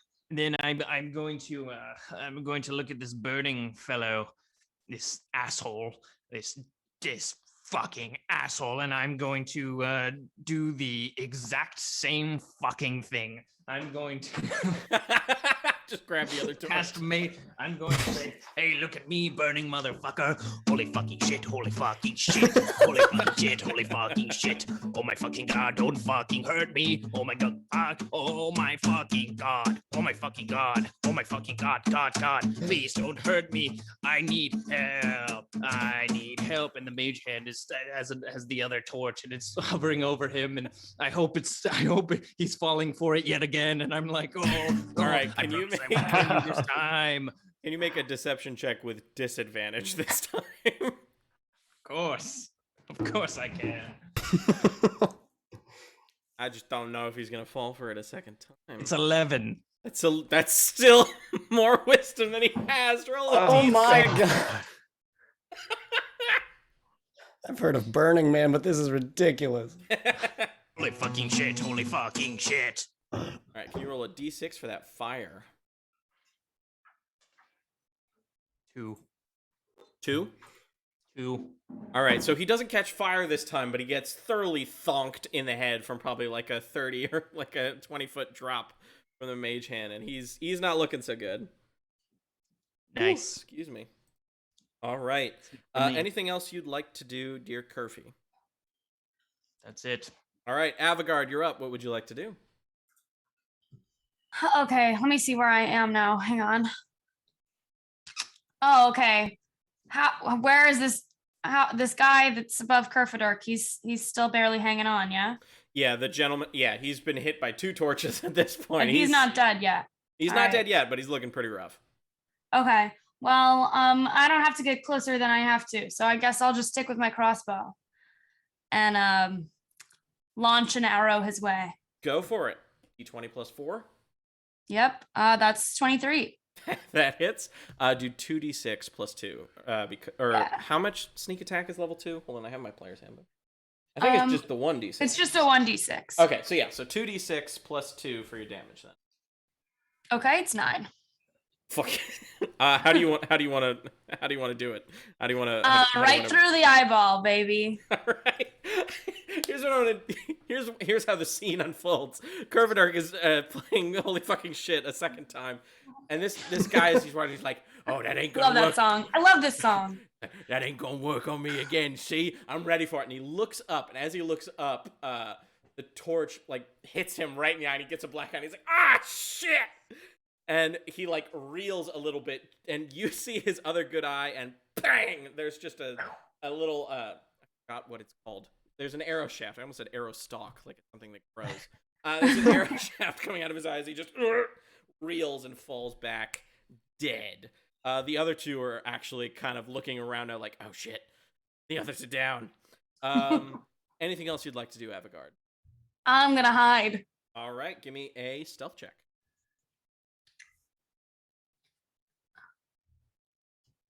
22. 22. You practically disappear from. Beautiful. Almost nobody can see you. Next up is Roland. What would you like to do? Yeah, so Roland is up, and then he notices his necklace stops glowing, and this voice is gone, and he's like, oh shit. And he goes for a swing on this guy, and he picked up something from that, because that is 18. That hits. Roll for damage. Perfect. What's my plus? 5. No, yes, 5. 5 damage. No, that was my plus. Max damage. So that is 11. 11. Very nice. This guy got you basically partly fear, partly a weird sense of confidence after having this strange voice take control. You just like go for a feint and just hit him right in the neck, and just the sudden snapping sound rings through the air as the fellow who's super burnt just goes, "Oh, for fuck's sake, man," as this other guy falls to the ground, dead. Anything else you'd like to do, Rolly? I will use my action surge, actually. So I'm gonna take the net out of... No, I'm not. I'm just gonna go up and hit him again. All right, so I take the sword, and again, I'm just trying to bonk him on the head. And yeah, that's gonna hit 23. 23 hits. Cool. And that, again, 11! Damn. This burnt husk of a man, he just goes, "Oh, fuck," and you just walk up and, like, it takes almost no force, no effort, and this guy just falls down. Oh, that is the first combat of season 2. Things kind of die down. Like the entire theater is almost like the entire amphitheater is almost completely evacuated. People are hustling and bustling their way out as best they can. You guys notice that, like, at this point, like a second wave of guards has kind of like showed up and is dealing with some of the straggler bandits that were hustling and bustling around, but we were officially out of combat, so I will just refer to you guys as to... So as soon... Sorry. No. As soon as, fuck! Zoom delay is the worst! I just wanted to say, as soon as combat ends, you see my face comes up, blood all over it, not my own, and I want it to look like I'm walking straight for the guy who died, looking for the box, and I just go straight past it, and I pick up like a bag that somebody had like popcorn or roasted nuts in, and I just start breathing in and out of it, just trying to on a knee, just taking a minute. Avigard. Avigard. What's up? I liked your song. Hey, can I ask you a question? Yeah, whatever. What? Did we just fight a bunch of bandits, or am I tripping balls right now? Yes. Yes to tripping balls? Yes to tripping balls. Yes to bandits. Yes to everything. Oh, good, Yes. good. Okay. Thank you. Okay. Have we found the box yet? All But right. I'm gonna go give it another look. I'm right here anyway. After all. All right, make me another investigation check. Hold on.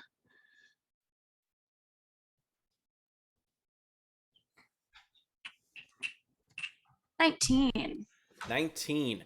You now that the action has died down, are given a chance to like thoroughly search this man. You find the 100 gold that was meant for Kerfaderk, as well as just like his personal purse, which contains about another 50 gold. And you also find like a spell scroll of some kind. I don't know if Avigard would know how to use one, but she definitely recognizes what a spell scroll looks like. Yeah. But you find no box. Fuck. Okay, well, I'm definitely gonna take that money and I'm gonna do it in a sneaky way, and nobody's gonna know about it. That's my plan. All right, can you give me a sleight of hand check? Yeah, I guess, but stealth would be better. No, it's fine. It's 6. Kerfaderk. And I think Anisoptera as well. You see her just see like 2 bags of gold and just starts nonchalantly going, "This is good." I think one of those is Kerfaderk's in there. Wait, what are you doing? I'm just gonna hold on to this for you, okay? I think he could, well. Oh, you're holding on to gold, are you? Would you mind holding on to mine? I can't carry it. Yeah, actually, that sounds like yeah, I'd be happy to do that for you. What's your name again? Oh, Anisoptera. Nice to meet you. I'm Avigard. Nice to meet you, Avigard. You know what, Avigard? You're a good person. You're Holding on wrong. to our burdens. I really, Yeah, you are a good person, yeah. I I'm give, really generous I to you. give I hadn't them even thought more of gold. that. Here, can you hold on to this for me as well? Happily. I give them all my gold. How Take much, it. how I much gold do you can't have? wait to get to know you better, sir. 30 gold pieces. All right, so at this moment, Avigard, you are a full Rich. 190 gold pieces richer. Very rich. All right. Well, that's all right.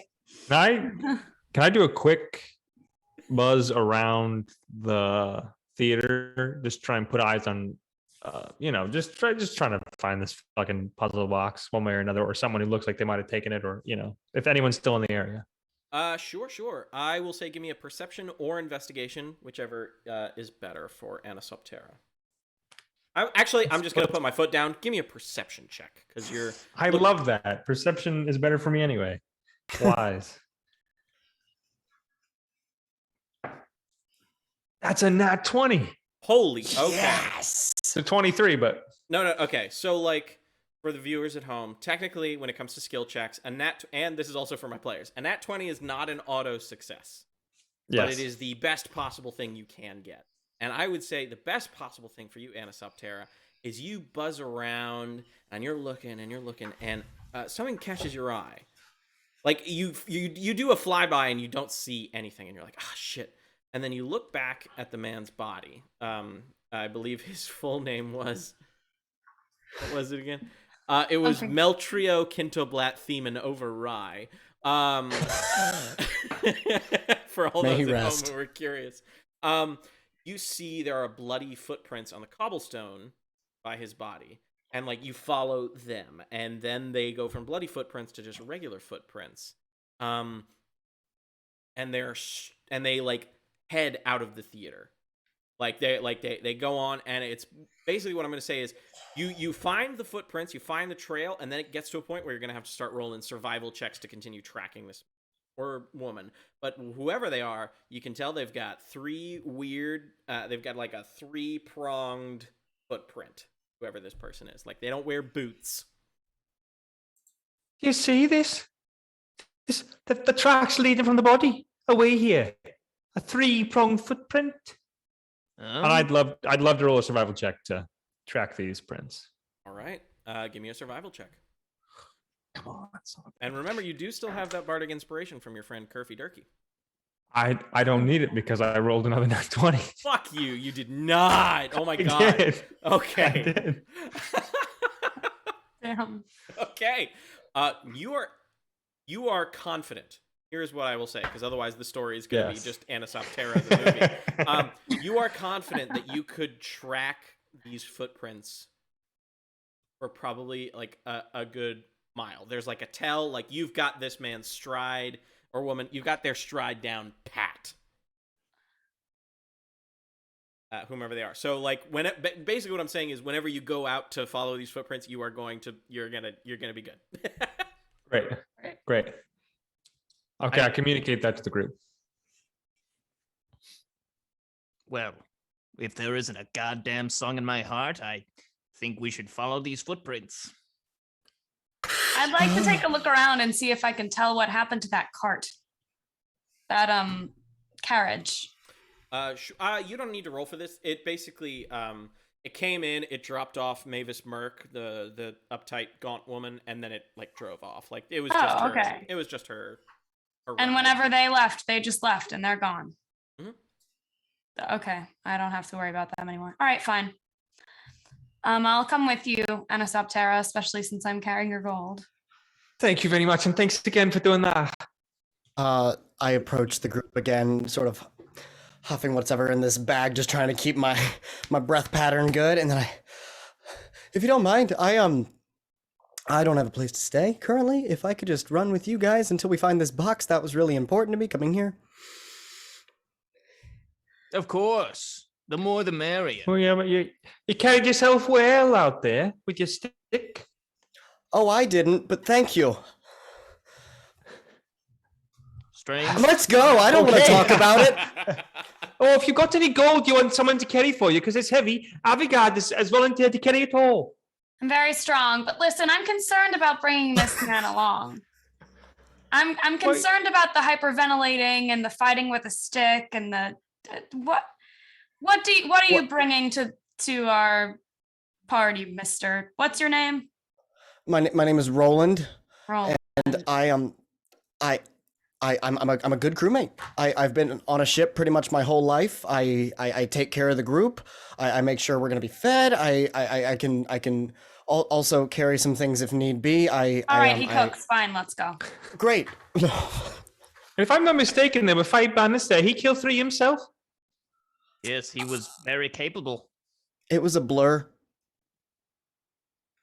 Love it. You do seem to be a fan of the blur, don't you, Kerfaderk? Oh, yes. I always have been.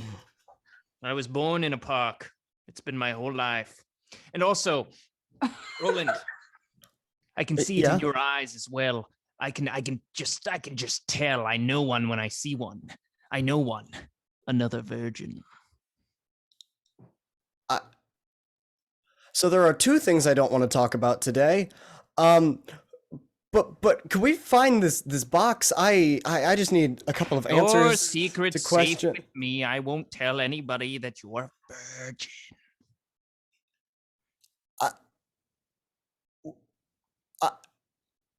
You say that, sure. Virgin. What do you mean when you say that? Virgin? It's not a word I know. Oh, well, I can explain. Well, actually, perhaps you would know better, Roland. Perhaps you could explain. So, if you are one of either some sort of faith or you aren't the best looking, you might have a situation where you don't fit in with your sexual preference and the thing doesn't go in the other thing, and that's a virgin. Let me put you start to notice Roland starts to have some pit sweats going on. If you know your own this is what I mean. I don't trust this fool. No, on the contrary, I believe that he's a very worthy fighter and he doesn't fuck. If there's anything holding anybody back from a good battle, it's the need to procreate. That's what has blinded people for centuries. This man does not fuck. In that case, I think the 4 of us are set up for great success. Oh. What is this? You say fuck? What do you mean? Oh, yes. Perhaps Roland can explain. Why am I thrown under the cart? So, to fuck is, oh, hi, James. To fuck is, when, the thing goes in the thing. And I don't know. Good. So, in that case... Look, do you know any cute girl fairies? We're laid in eggs. The queen. Yeah, that's all. There you go. That's it. That's all you need to know. So you're saying that Roland and Kerfaderk had never laid eggs before? Correct. Never laid eggs before. Never will. Oh, very well. Thanks for explaining that. Well, we might lay eggs. We just don't know. We don't know how it works yet. But I'm fairly certain I don't have eggs. I wanted to throw an NPC in this conversation. But I'm terrified to. But I assume our intrepid band of adventurers follows the tracks? Before we follow the tracks. I say we put our hands in and declare ourselves. If we're going to be adventuring together, we declare ourselves a band of brothers, a group, the quad who does not fuck. What say you? Fuckless 4. Fuckless 4. What did I say? You said the quad that doesn't fuck? Yes. The quad? That's 4 of us, right? Yeah, that's right. Okay. The quad who doesn't fuck. Okay. I put my hand in to not fucking. Fucking. I mean, it's not my choice, but yeah. And Roland puts his hand in. Well, Avigard, what say you to not fucking? I say I have all of your money, so let's go. All right. That was a funny way to salute. feel like I need a shower. All right. I'm going to wander away. Whatever these fools choose to do behind me is fine, but I'm going to look at these tracks and see what I can figure out, if they look familiar to me or not. Yes, we're definitely following the tracks. Cool. Yep. All right. So, as you all manage to follow the tracks, they lead out past the city and up into the mountains. This is going to count as a short rest. So if you'd like to roll some hit dice, get some HP back, some abilities back, now would be the time. Jenna, for a short rest, basically you've got 2 d8s. So you can roll a d8 plus your con to get some HP back. You're only down 3, so Yeah. I'll leave that up to you. Just let me know if you did heal yourselves, because I've got your figures here, so I want to update your HP. Yeah, I'm going to get myself back. I am healed. I used 1d8 to get back to full. Yeah, I Nice. also used one. Ooh, fighters are 1d10. Yeah. I'm gonna do that as well, and I'm at full as well. Right, at full. everyone's back, topped off. And I think as far as I can tell, the spell slots are also good for everybody. Yeah. Do they they don't read fill? Oh, stats, is Sacred right? Flame is? I've never played a cleric. Is Sacred Flame? Oh, it's a cantrip, but healing word was Healing word. Okay, so yeah, you're down that. Yes. But otherwise, Yes, yes, I'm good. I I got got my 2 more action 2 more surge. first levels. Cool. I haven't done anything. Gotta love it. All right, so you guys are following the trail up to the mountains. At this point, it's starting to get a little rocky, a little craggy. Can I get a group survival check? Yeah. I got fuck. a 9. I got a a 4. 5. My God. 9, 5, 4. 4. Jesus. I got a 10, but what's is the Bardic Inspiration D6 or D8 or D4? D6, I think, right now. Right, Kerfaderk? Yeah. All right, let's see if we can't raise the average here. This group isn't good at surviving. I said New- 13. 13. Okay, so I'm actually great at surviving, just not right now. Anisoptera is... So maybe Anisoptera, you think nothing of it because you're a little flying and floating around, but the area you guys are traversing through right now is very treacherous. Basically, it's going from path to mountain path, and so it's a little harder. And you are just strictly following the tracks, right? But your compatriots are stepping on hard stones and losing their balance at places. So everyone who rolled a 10 or below. You take 2 points of piercing damage from just poor rock goodness. Damn. And then someone rolled real low. What did y'all roll? I think I got a 9. Kerfaderk had the lowest. I had a 4. You got a 4. Okay, Kerfaderk, I need you to make a dexterity saving throw, please. Damn it. You got this curve. Don't worry about it. Hey, come on, big boy Curve. Fucking damn it. Okay. 14. Okay, you step on a rock and you're at a steep incline and fully lose your balance, but manage to put your hand on the back of Roland's collar or something and quickly right yourself before you tumble down the mountainside. So you're good. We're all good. Holy fucking shit. What's the matter? Come on now, keep up. Fucking fairies. Fucking elves. Nah, that sounded wrong. Yeah, Hold on. Oh, we As made soon a as- promise to not fuck. Honestly. As soon as I you have say to fucking clear my fairies, Roland name. thinks you're talking about him. Holy shit. Oh, Roland. God. Oh, God. He's that's like a not- young dude. He's Too in that bad this is phase. live. Hey, Anisoptera. What was that? You are a fairy, right? Oh, that's the word you use, yeah. What's a better word to use? What class are you? What A are you? cleric, a healer. Okay, fucking clerics. God. God damn it. God fucking damn it. Are you alright? Holy fucking shit. Holy Avigard's gonna sing along this time. Oh, God. Jesus Christ. All right, let's keep going. All right. So you guys continue to follow these strange three-toed tracks as they make their way further up and up towards the nearest mountain in the spine. Can I get perception checks from everybody, please? Yes. Perception. Oh, much better. I'm rough. 4. 4. All right. 3. That's a 19.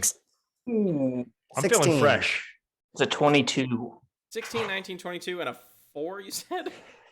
All right, Avigard, you are, after stubbing your toe, are kind of like literally just kind of looking down and making sure you don't bust your ass again. The rest of you all notice, slightly off in the distance, at this point the sun has set. It is evening in the mountainside, so it's a little cold. Not so cold as we need to make saves yet, but it is starting. The temperature is a dropping up here. There is a very light snowfall, and you guys see wooden palisades, a sort of like makeshift fort. Think like if you ever saw Spirit, Stallion of the Cimarron. Loved that movie. So good. Saw it when I graduated kindergarten. That was my little prize for finishing kindergarten. I got to see that movie. As you can tell, very formative. But you know those like that old West fort that Spirit finds himself in with like the wooden. It's one of those basically you come across, and there are like some torches seem to be starting to be lit as the as evening and snow starts to fall. And it Where are we? Are we on the map right now? You guys, actually, yeah, let me show you guys whereabouts you is. Show me, show me, show me.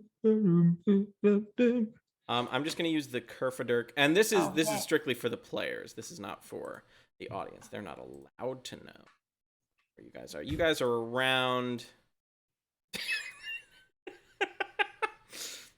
Guys are around there. Ah, good. Nice. Okay, cool. And it looks like the tracks are leading to this fort. Uh-oh. Looks like the tracks lead in that fort, like. Kerfaderk is too mortified from what he accidentally said to contribute anything else to the conversation for a while. It's just the one set of feet still, yeah? Just one. It looks like yes. Oof. I guess we'll have to approach the fort. It's kind of freaky. Okay. Yeah. What Let's else do are we it. gonna do? Do we Can I- want to do this sneakily, or do we want to try and, Is it dark yet? It's evening. It's starting to get pretty dark. All right. The sun Yeah. has set. Let's keep it quiet. We're on a mountaintop, right? Like on a mountainside. You're not at like the peak or anything. Is it snowing? Lightly, yes. Are there mines beneath us? Give me a history check. Of course. Mystery. You know of what like I explosive mines? know. No. Oh. He wants to find mushrooms. Come on, man. Oh, I heard mine. Mines. I rolled an 8. An 8. You know there is the Chalk Hook mine, which is the mine by Whitecragg, but that's about it. You don't know if that extends this far up to the mountain. Damn it. All right. Gonna have to wait to get your fix, buddy. Damn it. Oh, no Balrog this time. All right, go ahead. Okay. So what would you all like to Okay. do? Are there windows in this little structure? At the distance you are at right now, it's hard to tell.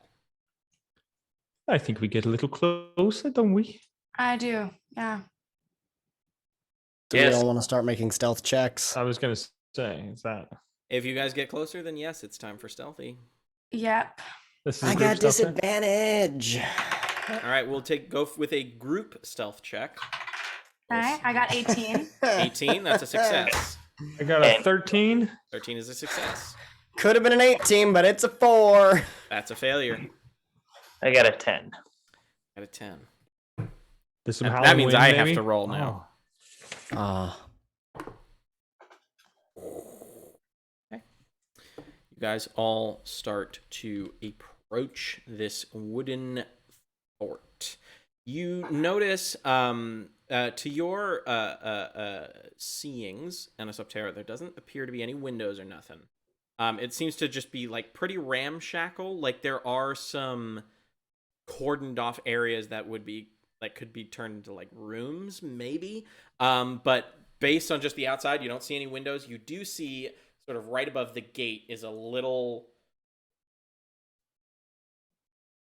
cube. Let's call it a cube because I forgot the word for it. A box?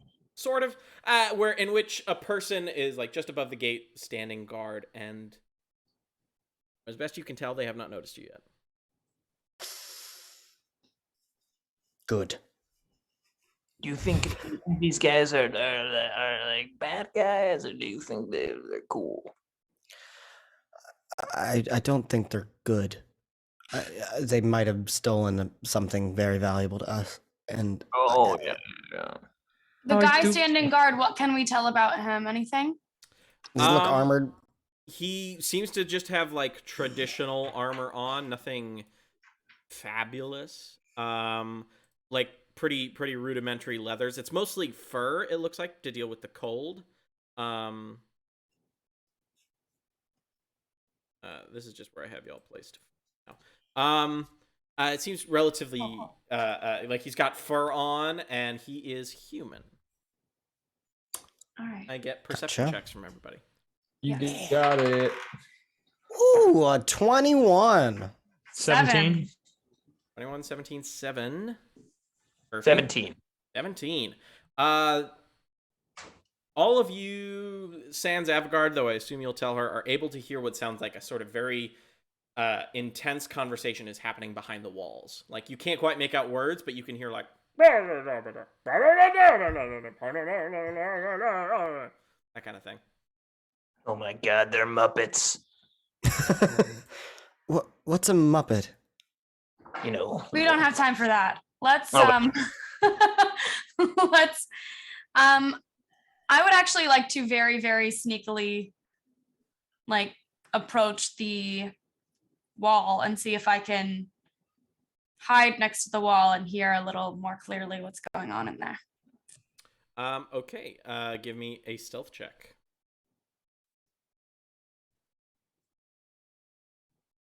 Eight.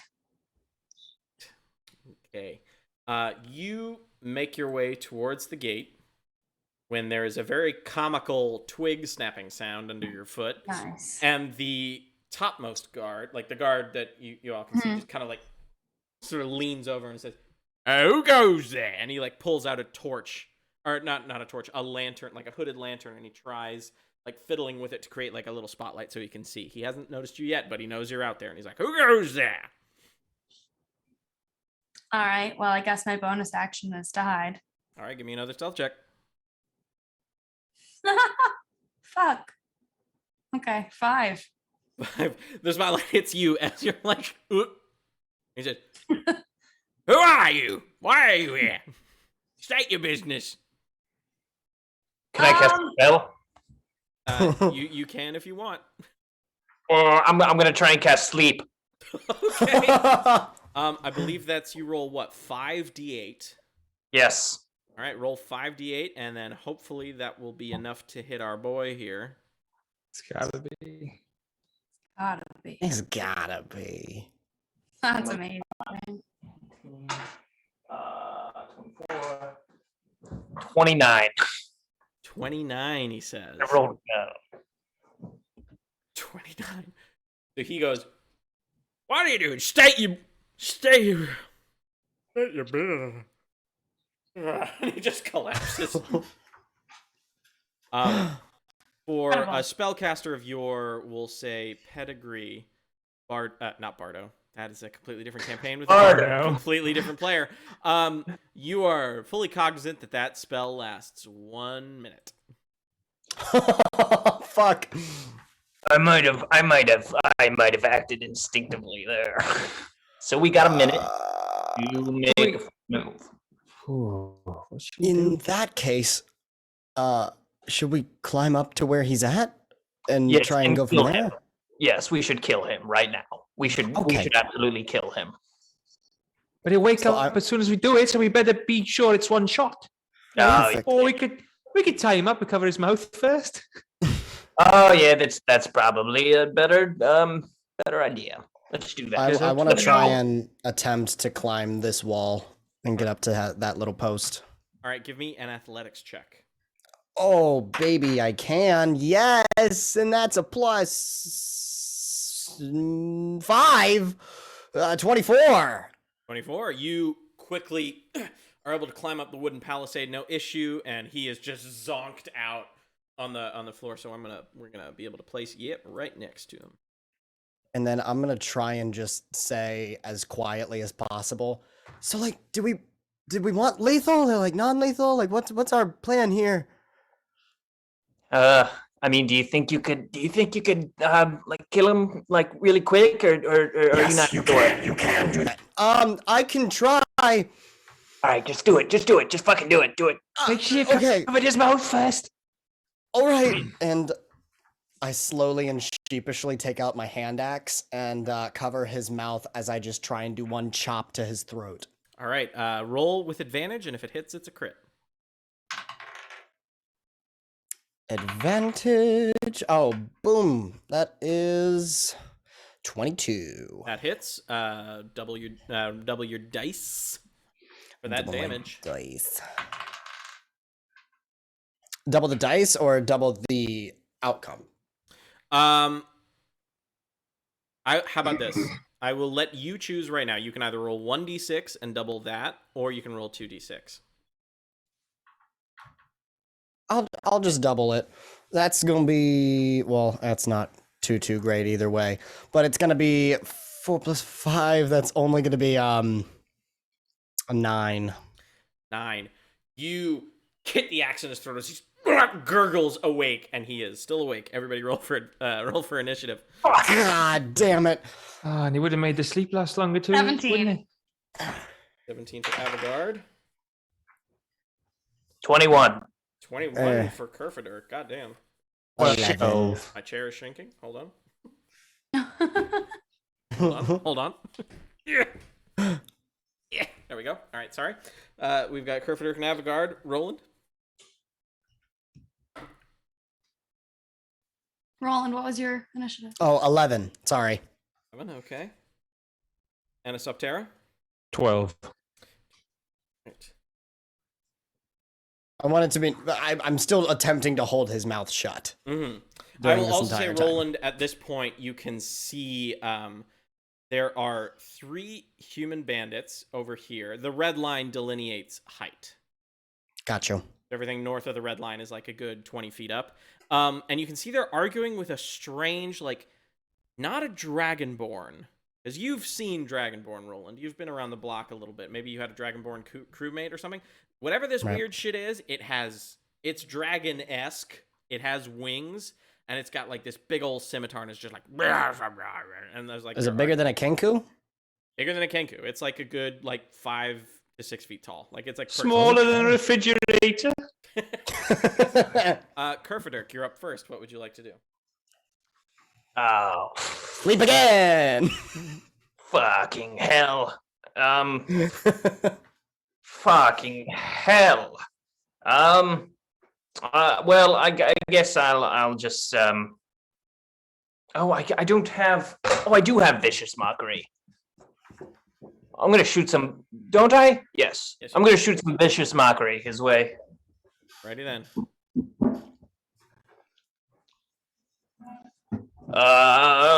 Listen to me, you fucking potato. I'm going to slice your starchy bits into stinky little pieces until you are just a fucking salty fry, at which point I will devour you whole with ketchup and mayonnaise. And I'm gonna shit you out like asparagus, you piece of fucking vegetables.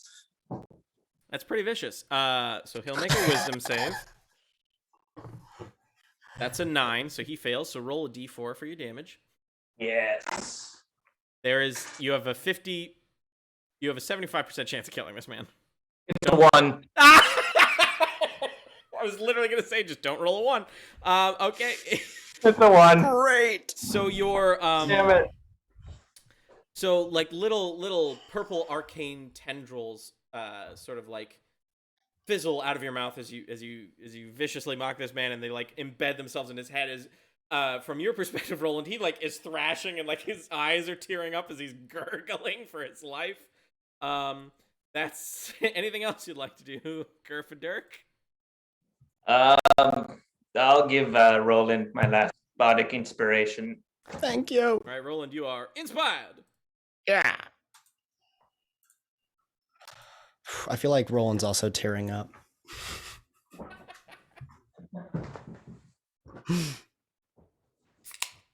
Sorry, Avigard, it's your turn. Okay, well, I guess I'm gonna get up there if I can. Sure. Yeah. Can you make an athletics or acrobatics check? Sure. Strength or dex, 9. whichever you're better at. 9. 9, she says. Okay, you like make it up halfway, but you are stuck halfway, unfortunately. All right. Well, I guess there's not a whole lot I can do from there. I will say you can use your bonus action to try again. Okay, that's what I'll do. Because of like rogue, the cunning action thing. I get kind of Yeah, so we'll just call it that. Yeah. All right. So make another acrobatics or athletics check. Much better, 19. All right, and you handily hip hop your way up there, and you see Roland has kind of got this struggling guy like holding an axe above his head. What would you like to do?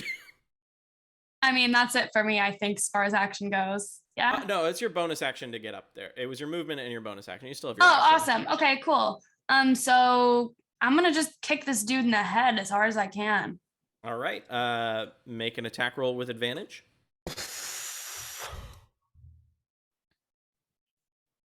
Okay, great. And then do I think I have... You do have sneak attack because Roland is right next to you. Or right next to him. So 18 was the... That hits. So I'm going to say just because you're kicking him, roll a d4 and a d6 plus your strength. Wait, okay, d4 and a d6. What's my strength? 6. 6. All right, that's more than enough. You kick him soundly in the head as he just it's lights out for this poor guy. Oh, thank God. Fuck. Thank you. And I will leave it to you guys if you want to stay in combat, as the other 4 do not seem to have noticed you guys. No. No, let's Did he have anything on him? Let's that seems of use? Give me an investigation check. Oh yeah, let's grope the shit out of this guy. Loot. It's gonna be 15. 15. You've got yourself you got a bullseye lantern off of his body. You've got about 3 gold, and just like a rusty scimitar. I'll add that 3 gold in the lantern. And then I also throw down some rope for Kerfaderk to climb up on. And I just say, hey, come on, let's go. All right. I climb up and I lean over to Roland and I say, hey, if you need somebody to hold on to that money, you should go to Avigard. I don't know why you do this. But split up there. All right. Yeah. All right, so now all 4 of you can see the other 4 gents. And at this point, you can hear the conversation they're having. I'm telling you, Grig and I've been talking about how it's a little fucking weird is all that we haven't seen the boss yet. Yeah, what Grug said. It's been a while, hasn't it been, Grig? That's right, Greg. Listen, we understand that you and your pals are running the operation, but Grug and I are pretty upset with the whole thing. Yeah, what Greg said. Yeah, ain't that right, Grig?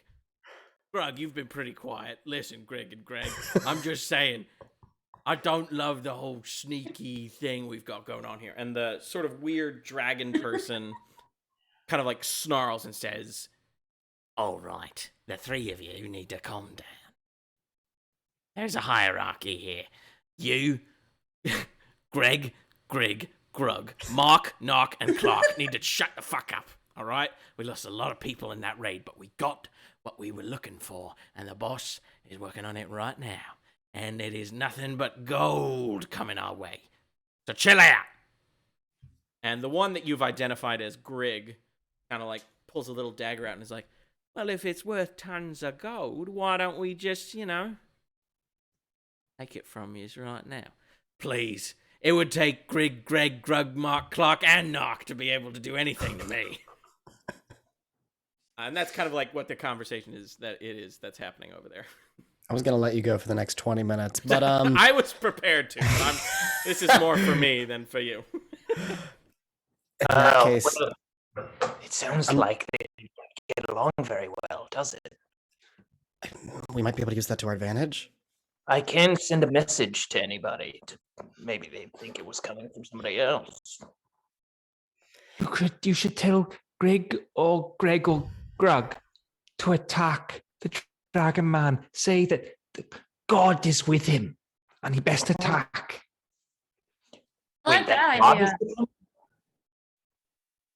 Wait, what do I say? What do I say? What do I say? Huddle. You should say something like, I'm not buying that. We can't take him. It's 3 against 1. We should all go in on 3. Okay. Can I send? I've never sent a message before. Can I send a few messages to? Can I send 3 messages to 3 different people? Let me check God? something. God? Don't say it like that. I'm not God, I'm the dice boss. You can't arrest me. I'm the cake boss. That is my favorite news clip of all time. 120 feet. It's 1 action, so it takes 6 seconds. So if you want to spend, 18 seconds casting this message 3 times, you can. We don't have 18 seconds to waste. I think it better just send it to one person. Okay. I think if Okay. one starts, the rest will follow. Grig, Greg, or Grug? I was joking. Oh, you definitely send it all. Definitely Grig. No, Grig's the one that's like being. No, I am totally invested because we don't have reality TV in this world. This has been the most entertainment I've ever gotten in my life. 18 seconds isn't very long, is it? No, it's not very long at all. It's nothing. If 18 seconds is long, you definitely are a virgin. Don't get it. Okay. I'm gonna hit Grug first, and then I'll go to Greg, and then I'll go to Grig, and I'll just tell him to attack the lizard man, right? Or should I be the lizard man egging them on? I wouldn't You be could the do- lizard man. If you I would be can an do the outside- lizard man. Yeah. I'll be like a voice from God. Yeah. I'm sorry, Dice Boss. From Not that me. spots. No, you can be. Could God. you be a voice I'm- from one of the others? Hey, That's Greg, what I was it's thinking. Grug. Go for it. Hey, Greg, it's Greg. Go for it. Genius. Okay, here I go. I'm going to cast a message to Grug first. Hey, Grug, it's your main man, Grig. Listen to me. We gotta go take this motherfucker down. You hear me? He's such a son of a bitch. You go kill him right now, and I'm right behind you. And then I go to Greg. Hey, Greg, it's Grug. Listen to me. This guy can't push us around. All right, that's enough being pushed around. I remember when you were just a little baby boy, and we pushed you around. You just you just took it from us, and it's about time you grew up, Greg. It's about time you grew up and showed us what a real brother does. And then I'm gonna be Grig, or I'm gonna go to Grig, and I'm gonna be like, "Hey, Grig, this is Grug and Grig. Listen to me, you little wimp. If you don't take this guy out right now, then I'm never gonna hug you again. You hear me, you little wimp? You're gonna go take him out. We're gonna all go together." So a couple of things. Thing 1, you're going to make 3 deception checks. I will. I'll Fantastic. say this. Deception because you are pretending to be the other person. The other Perfect. people, I should say. That's 14. 14. 14, 8, and 15. 14, 8, and Man. 15. All right. So there, as you guys watch as Verkaderk like whispers into his hand and then throws it out. Verkaderk. Then twice. Kerfaderk, fuck off. He does it once, then twice, then 3 times. There is like palpable like electricity in the air. And two of the bandits just pull their swords out and rush the Dragon Man. The third one then realizing that this is what's happening. Are you guys gonna get involved, or do you just want to watch it unfold? Not I yet. think we watch it for a Watch. minute. See what happens. Right, then hold up. James here needs to look at some stats real quick because he's gonna make a few rolls here and there. I really hope the dragon thing can actually take them all on. All right. Just less people to deal with. Got 3 dice here. So the first one takes a swing. Second one takes a swing. Third one takes a swing. Okay. So you guys watch as the one closest to him, who you've identified at this point to be Greg. Greg rushes in first. Greg gets in a really good slash to the hamstring. Nice, Greg. And Nice. does a bit of damage. Fucking love Greg. The thing is, I have to calculate this, so you gotta be patient. Okay, and then Grig, he runs up, he like is clambering up the ladder and eventually gets his licks in, gets another good slash in himself. And then comes Grug, but Grug gets stuck on the ladder as the Dragon Man starts going ham, and he pulls out a scimitar. And normally the curve is towards the wielder, but he's wielding it more like a scythe, where the curve is towards the enemy, and just takes one fell swing at Greg, and then takes another swing at Grig, Ooh, multi-action. and he hits them both, and wounds them both terribly. At this point, Grug, who's on the ladder, just shouts, "Clock!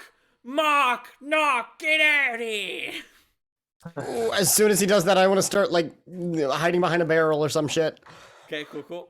So they are involved in the whole shablamo. Greg and Grig are gonna take their attacks. Greg crits again. Grig misses. And then Grug gets up there, managed to get a swing. He also misses. But then suddenly out the door, you see this gentleman right here just runs out and is like, "Oh shit!" Which one is he? You assume that he's maybe Narc.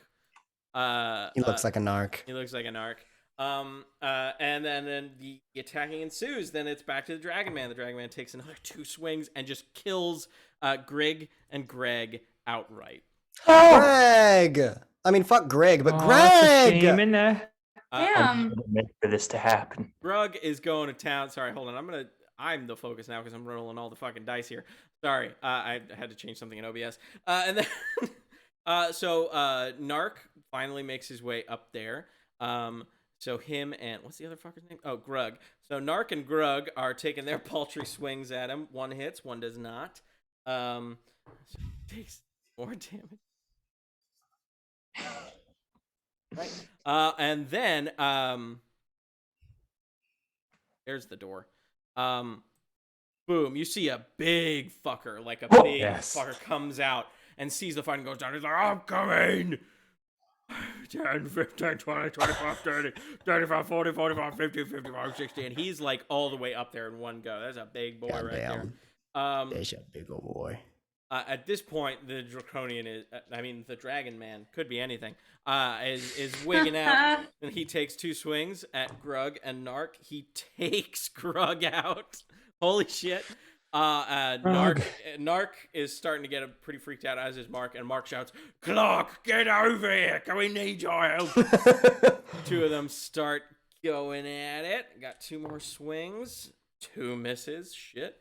Dragon Man takes his 2 swings and just kills Narc. And then stares at Mark and says, "You want to die tonight, or do you want to go too?" So he's going to make a quick intimidation check. And Mark looks at him and he goes, "You killed my brother, Grug." And so Wait, I'm not related to Clark or Wait, Nock they were for brothers? specificity. Mark and Grug were brothers? And so I am blown away right now. he takes a swing and he hits. He gets a big connect right there. Holy shit. But our friend the Dragon Man. Where's Clark? You guys are standing over Clark's dead body. That's what happened to Clark. Oh! But Mark is. Oh, yeah. Holy crap. Not how I thought that encounter was going to go, but I'm not against it, I guess. I do an insight into how Dragon Man is looking. Yeah. Yeah, give me a. I'm going to go back to the map. There's like no more bodies. Yeah, give me an insight check. That's 23. 23. Yeah. He is looking bad. He was attacked by like 5 dudes. He's not looking Alright. very good right now. He's kind of licking. I think now's our time. Yeah. Do we go? Should we rush at him? Oh wait, should we sneak up to him? Oh, let's sneak up to him, like. Yeah, so we can't run away. I don't see the point in sneaking by this point. I mean, like, he's the last person up there. I mean, Yeah, but if we can get a surprise on him, you know. If you don't see it coming. fair. I'm gonna stay by the door then, the outside door, the inside door, so he can't like get out of that little spot that he's in. Ah, Perfect. And I will. Wait, is that the only door? Is there another door that? Yeah, it looks like. I was there's talking about another this place latch right here. Oh, perfect. Mm-hmm. looks like a door and then a second level that he's up on that you had to climb up to. I'm just not very stealthy, and I don't want to be Yeah. the Yeah, reason no, why. Avigard, maybe you could sneak down and get that hit, and then if you don't get it, we'll run over and We'll help. rush in and take him out. All right, let me sneak down to the outside of the gate. Oh, sorry. You good? And yeah, I think I'll go for a long. This is a very long shot, though. I have to get a little closer. Oh shit! Is it worth it? I'll say, hang on a minute.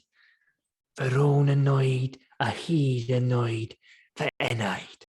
And I cast Bless on Roland, Kerfaderk, and Avigard. Hey. Guys Wow, are nice. blessed. Which means you get to roll it an additional d4 anytime you roll an attack roll or any saving throw, and get to add the d4. Holy Is that shit. concentration based, or is it? It is, I believe. I'm not Okay. sure. Just want to know how many Bless rounds is we're gonna get this concentration, for. yes. Gotcha. That's why low-key Peace Cleric is so fucking dope. Hmm. Sorry, that's a completely other conversation. Great. Right, so you Okay. are blessed.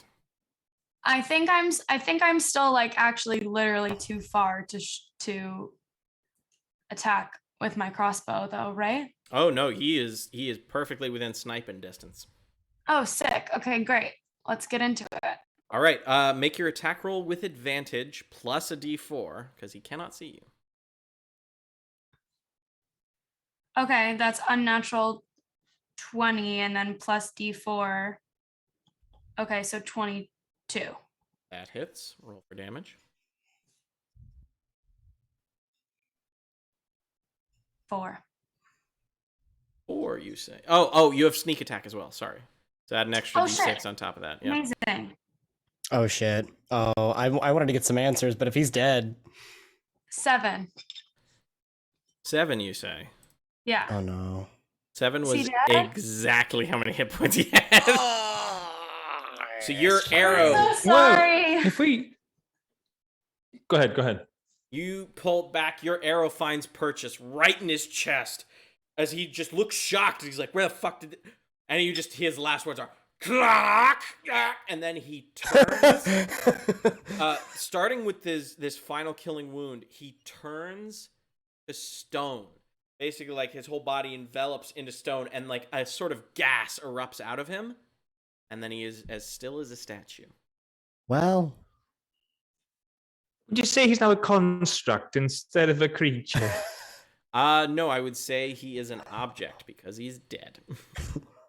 wow, way to objectify him. Okay. I could have Laura, spared him. Spoken like somebody who does fuck. I guess I put my shit away, and I'm like, I guess we could just go up and try and see if he's got it. Was High five to everybody. He said there was a boss working on it, right? Mhm. Oh yeah. Oh So does yeah. that mean in one of these little areas that are still blacked out that we can't see, there's a boss hiding? Well, first let's run and go get that puzzle box. I run and climb the ladder and go to him and search him for the puzzle No, box. but I think he doesn't have it. The boss is Yeah, I don't working think on he it. has it either. I run back and I run down back the ladder and I run back to the group. What'd you say?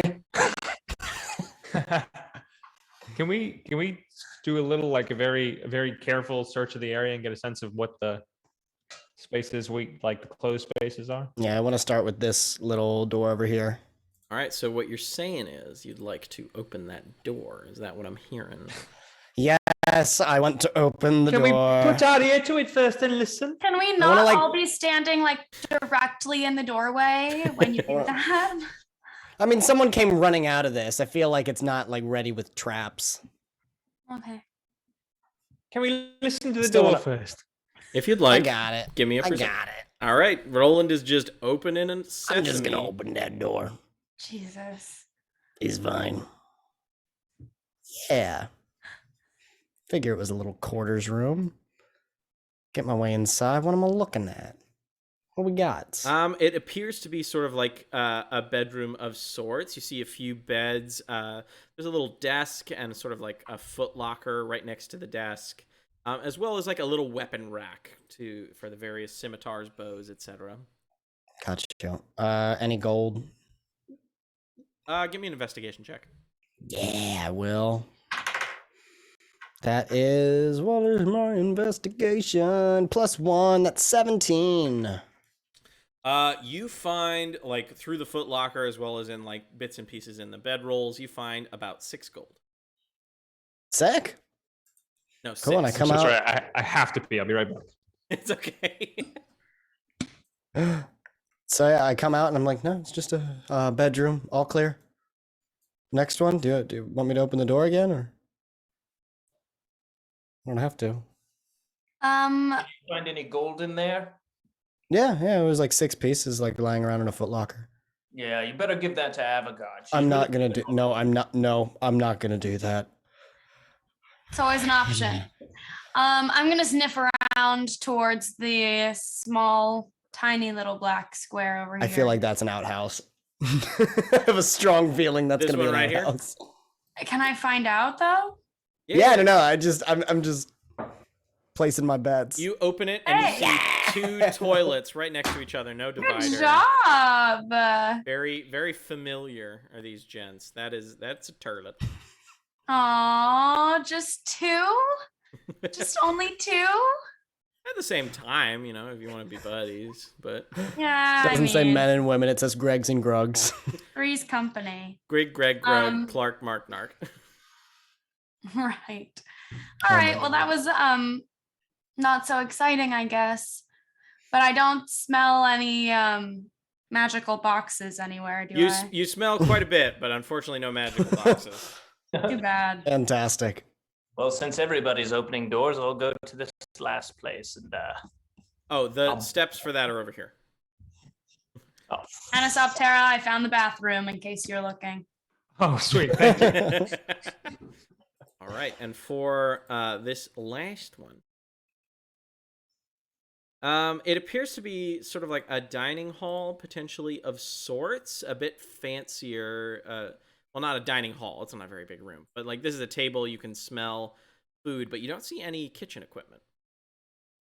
I would like to do an investigation check. Sure. What are you investigating? What are you looking for? Gold and a puzzle. All right, give me that investigate check. 18. 18. Hot damn. Okay, you are looking around. You're peering. You find probably like one gold piece lying around. It's mostly like this is where people eat. What you do find that's more interesting though is you see that little cowskin rug right under you. Mm-hmm. There seems to be a door, like a trap door of some kind under. Like your foot taps on it and it's hollow. Must be the money. Yeah, but there wasn't any money. There was only one gold piece. Doesn't seem important. I step outside and flick the gold piece over to Avigard. Wasn't anything important in there, was there? Nothing in there. Only one gold piece. And nothing else? I don't think so. Just a stupid cow rug with broken floorboards underneath. What do you mean broken floorboards?